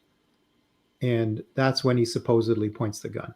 And then, you can't really see what's going on because the camera's jumping all over the place, and it's tricky. So now I'm going to show you something I've done. I've sort of stabilized this a bit. I have a file here where I've taken the footage and I've stabilized it, and you can see what I've done here is I've made it bigger. It's a little bit blurry because I've used the zooming capabilities of After Effects that doesn't leave the pixels alone. So you see a little bit of softening here, but it's essentially the same image. But what I've done is I've stabilized it. So this rectangle is just to show you the general area where you're looking. And you see there's the sign and the post. And when we go through, I've now stabilized it. So even though the drone is taking off, the shot's not really moving too much. So you can see here, I believe this is Kyle here. So he walks over. He's doing something, but I don't see him raising a gun. Do you see him raising a gun? I can zoom in a little tighter. Again, right? The more you zoom, actually, the less you see, right? Yeah. All you see is this kind of blob, but you can almost make out like his shoulders and his arms moving as he's striding over, right? You see him moving over next to the vehicle or whatever this black object is, and he's standing there, and you see. I think see, there's a little bit of a blip of light here. You see this, and this is a picture. Yeah. So now, what is that? We don't know. I think it's because he's moving over a little closer and the pixels are blurring together, because you see here, there he is on the other side.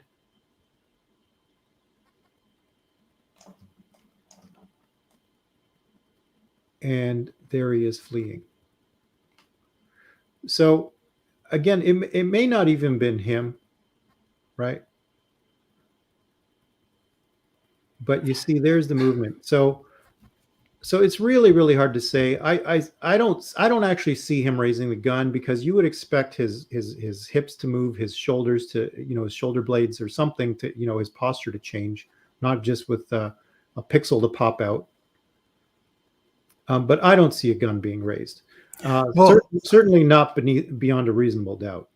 And I think I heard somebody make the argument that the way his gun is strapped onto him, they're trying to say he raised it up like he was left-handed, right? Right. The side and the position and all of that, right? Right. But the thing is, the way his gun was strapped to him, he couldn't do such a thing, right? So I don't. This is what I'm hearing. I'm not a gun expert or anything like that, but this is the understanding that I'm hearing from other people who Right. have used this type of equipment. Well, I guess anybody who's had their arm in a sling in a cast, right? Yeah.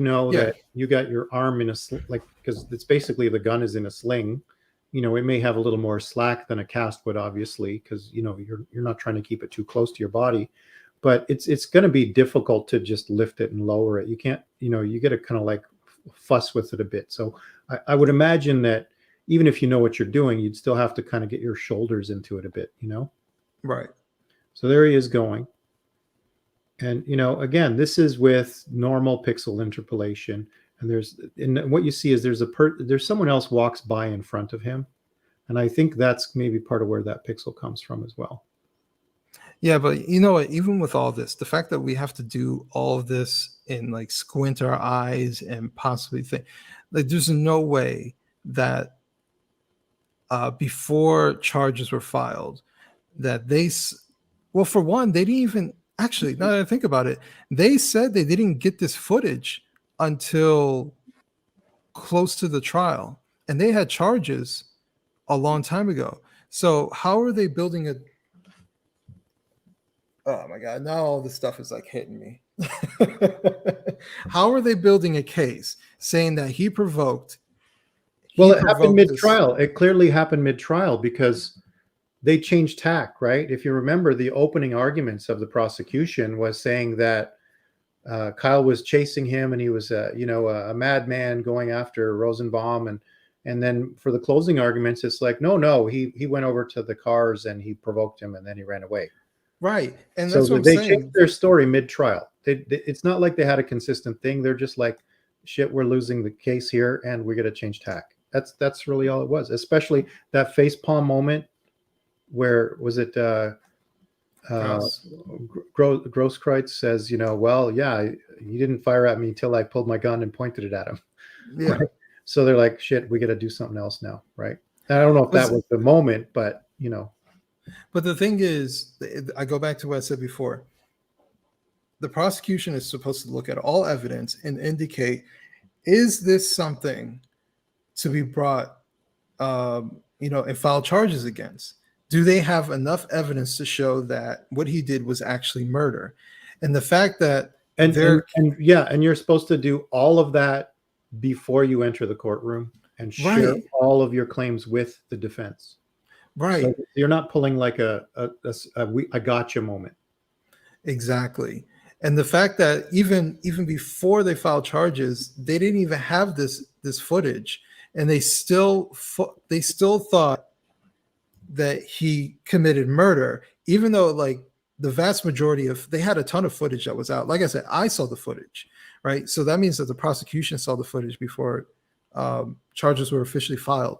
So they were able to look at the majority of this footage, maybe not the drone footage, but there were other pieces of footage that would indicate that he was being chased and that he shot in self-defense. And yet they're not even leaning on any of that, and they're leaning on this blurry picture. That's why they're leaning on it, though, right? That's why they're leaning on it, because you can't tell. And maybe they figure that if the jury is is leaning one way or the other, because I mean, we're talking psychological manipulation, right, as well. So I think they're doing it on there, and that's why they wanted to show the lower. If you really had it on camera, you'd want to show the higher res version, right? Right. And that's what I'm saying. Like all of this is malicious. All of this is malicious. Yeah. I can't. There are too many. Well, like, oh well, this happened. Well, maybe this. There's too much of this throughout this entire event, and there's nothing about it where I'm saying, okay, I could see how this. Okay, I could see how this. They've done far too much. First off, they're not that slick. No, they really aren't. So they tell on themselves all the time. They're not good liars, right? The excuses, the constant gaslighting, all this stuff, you add it all up. This is probably the most frustrating trial I've ever watched. The most disingenuous prosecution that I've ever seen, telling you that what you see is not actually what you see and minimizing everything. It's been the complete gaslighting of the American public, and it is so frustrating to watch, and it's frustrating the handling of it, because these guys are obvious liars. There's no way that this judge doesn't see that this guy's lying. They just watched certain footage, and he's inserting that certain things were there that no one saw. No one saw.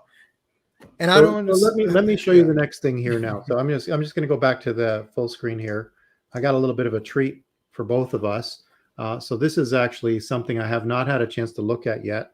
So the other day, after I downloaded the Jack Posobiec video, I uploaded it to an AI service that will do an enlargement using AI. So now this is going way out of the realm of what the court would do or probably accept. But I'm not a courtroom person. I'm just a curious bystander who thinks it would be cool to see what we could see if we used AI. So I put this in, and I got an AI enlargement up to 4K with frame interpolation. And so if you look here, this is the file that I got from Jack, and you can see, it's pretty blocky, right? There's the car, the taillights, right? So you see those pixels, okay?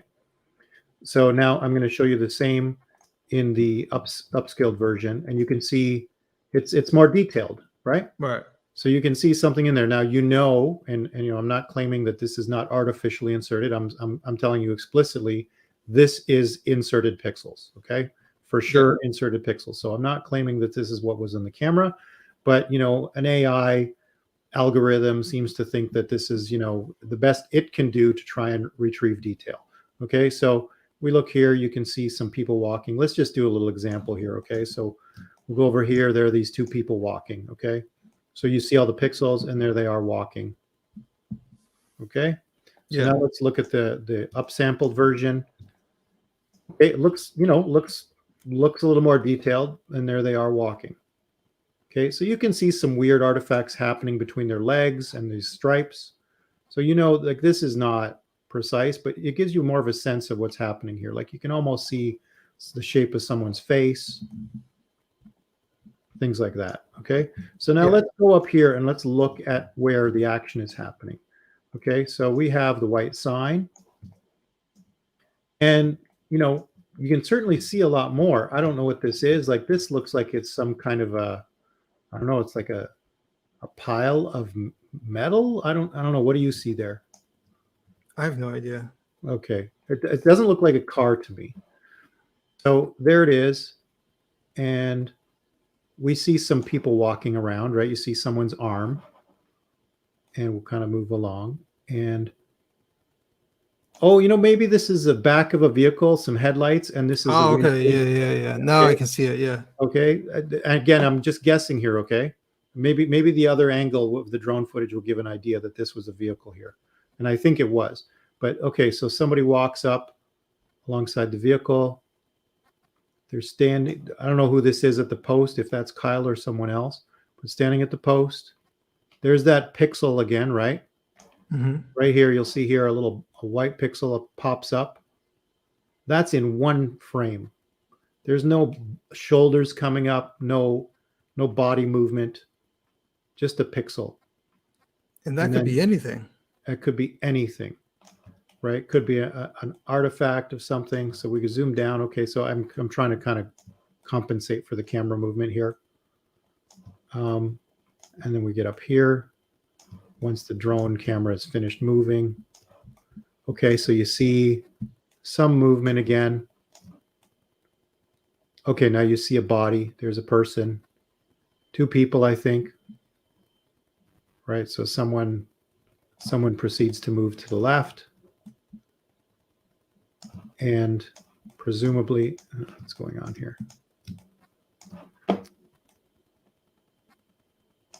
Moving away. So there's something there again, right? Suddenly there's something pointing to the left, but that's interpolated. So maybe this is the part where the prosecutor is suggesting he raised the gun.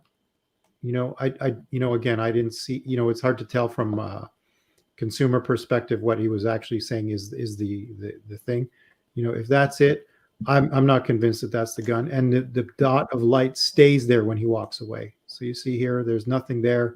Suddenly there's a bit of a pixel, and then he walks away, and that pixel of light is still there.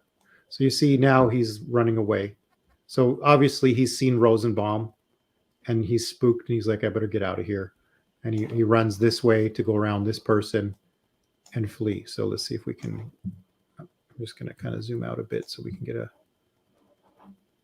look of what's going on. So, okay, yeah. So this is where the AI software kind of, yeah, I had a free trial, so it didn't do more of it, but that's what we see.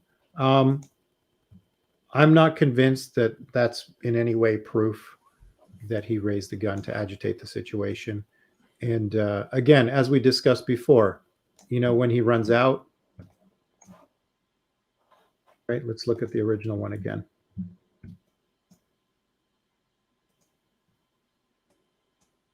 Zoom again. Something going on with my computer. Here we go. So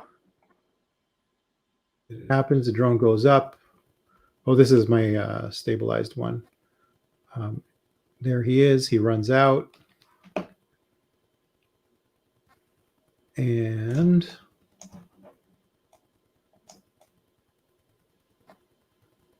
you see there, okay, he's running here. I guess I cut it there, but let me see if we can find the original again. I guess that's it. So, oh, maybe it's in here. I need to play it. Yeah, that's why. Sorry. There they are running over here.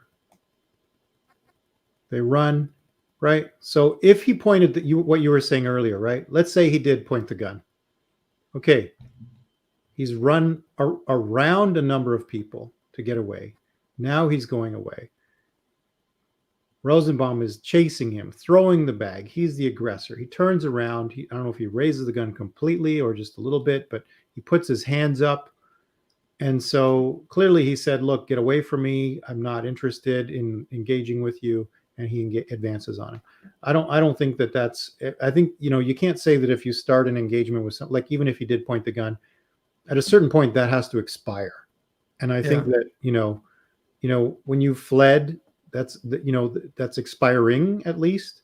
And, there has to be some onus on Rosenbaum to say, okay, you know what? He's a hothead. Now you could have a legal angle where you could say, well, this guy's not mentally well. He doesn't know what he's doing. So he's not accountable for his actions, right? Then you could go down that rabbit hole as well. But as far as Rittenhouse is concerned, I think he's innocent of that melee there. Yeah. So that's kind of my position on it. And it kind of boggles my mind how people are convinced the other way still. I'm like how do you not see this for what it is, unless you're ideologically motivated. But that's my take. I don't know. What do you think, Adam? I guess my last take is anybody who thinks that clearly is not watching anything. Like you said, either they're ideologically driven, or they are listening to the mainstream news and they haven't watched an hour of this trial, or even just a few minutes of the footage that shows all the incidences. So that's my stance on it. So when I see someone say, "Oh, well, he did this," I'm like, "Did you watch the footage?" Yeah. And did you watch any of it at all? Any of it? There are people still saying his mother drove him there. Yeah. With the gun in the car. Like, well, no, they didn't. She didn't. Yeah. So anyway, Adam, I think we've kind of exhausted the topic, more or less. Yet to be seen what's going to happen tomorrow. They've had 3 days of deliberations, presumably, at least from rumors, because of someone holding out. Obviously, it would be somebody's holding out, right? Otherwise, they'd have some kind of unanimous decision. I suppose they could come out and say, sorry, we're a hung jury. We just can't make our mind up. And then a whole other process happens. Mm-hmm. What do you think happens now? What do you think? Predictions? Guilty, not guilty? And I'm not talking about actually. I'm talking about what do you think the jury's going to say? To be honest with you, I've thought about this. I have zero idea.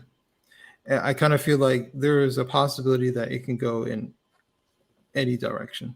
That's how crazy this whole situation seems.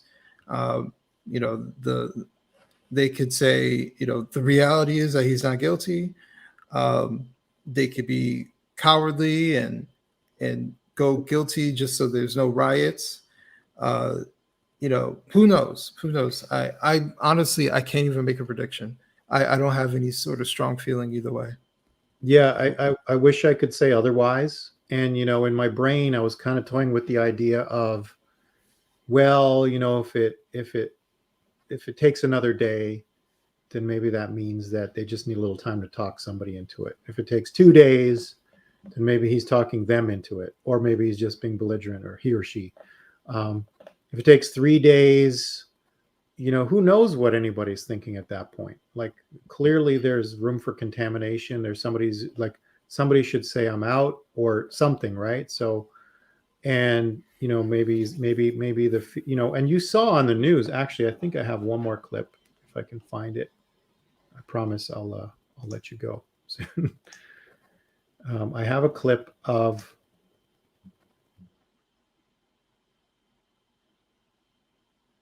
I think it's this one.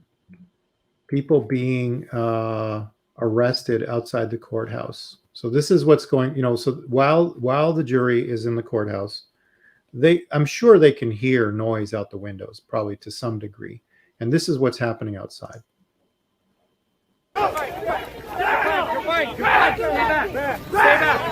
Stay back. Come on, Mike, get up! Stay back! Oh, he got what he wanted. Stay back!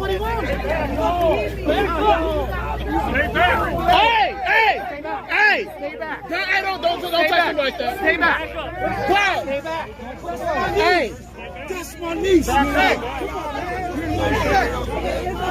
Stay back now. I love you. That's my niece. Hey, y'all stay back, man. So there you have it, right? So who knows? Like, they could be afraid. You could have someone scare the rest of the jury into doing a guilty verdict. You could have, maybe they just need some more time to get the one person to, like, listen, we got to do what's right here because this is a kid and this is his life. And just justice itself, like, never mind that he's a kid or not. We're not talking about like a rapist who's a young athlete with potential. We're talking about like someone who's innocent, right? Yeah. So anyway, Adam, did you have anything else more you want to say, or should we call it a day? No, that's it. All right. Well, thank you everyone who's watching. Thanks for coming out. What do you think? Maybe leave some comments. Tell us whether you think we're spot on, missed a few points, or we're totally full of shit. This has been the Headway channel. Hopefully we've been using our heads through this, and you will too.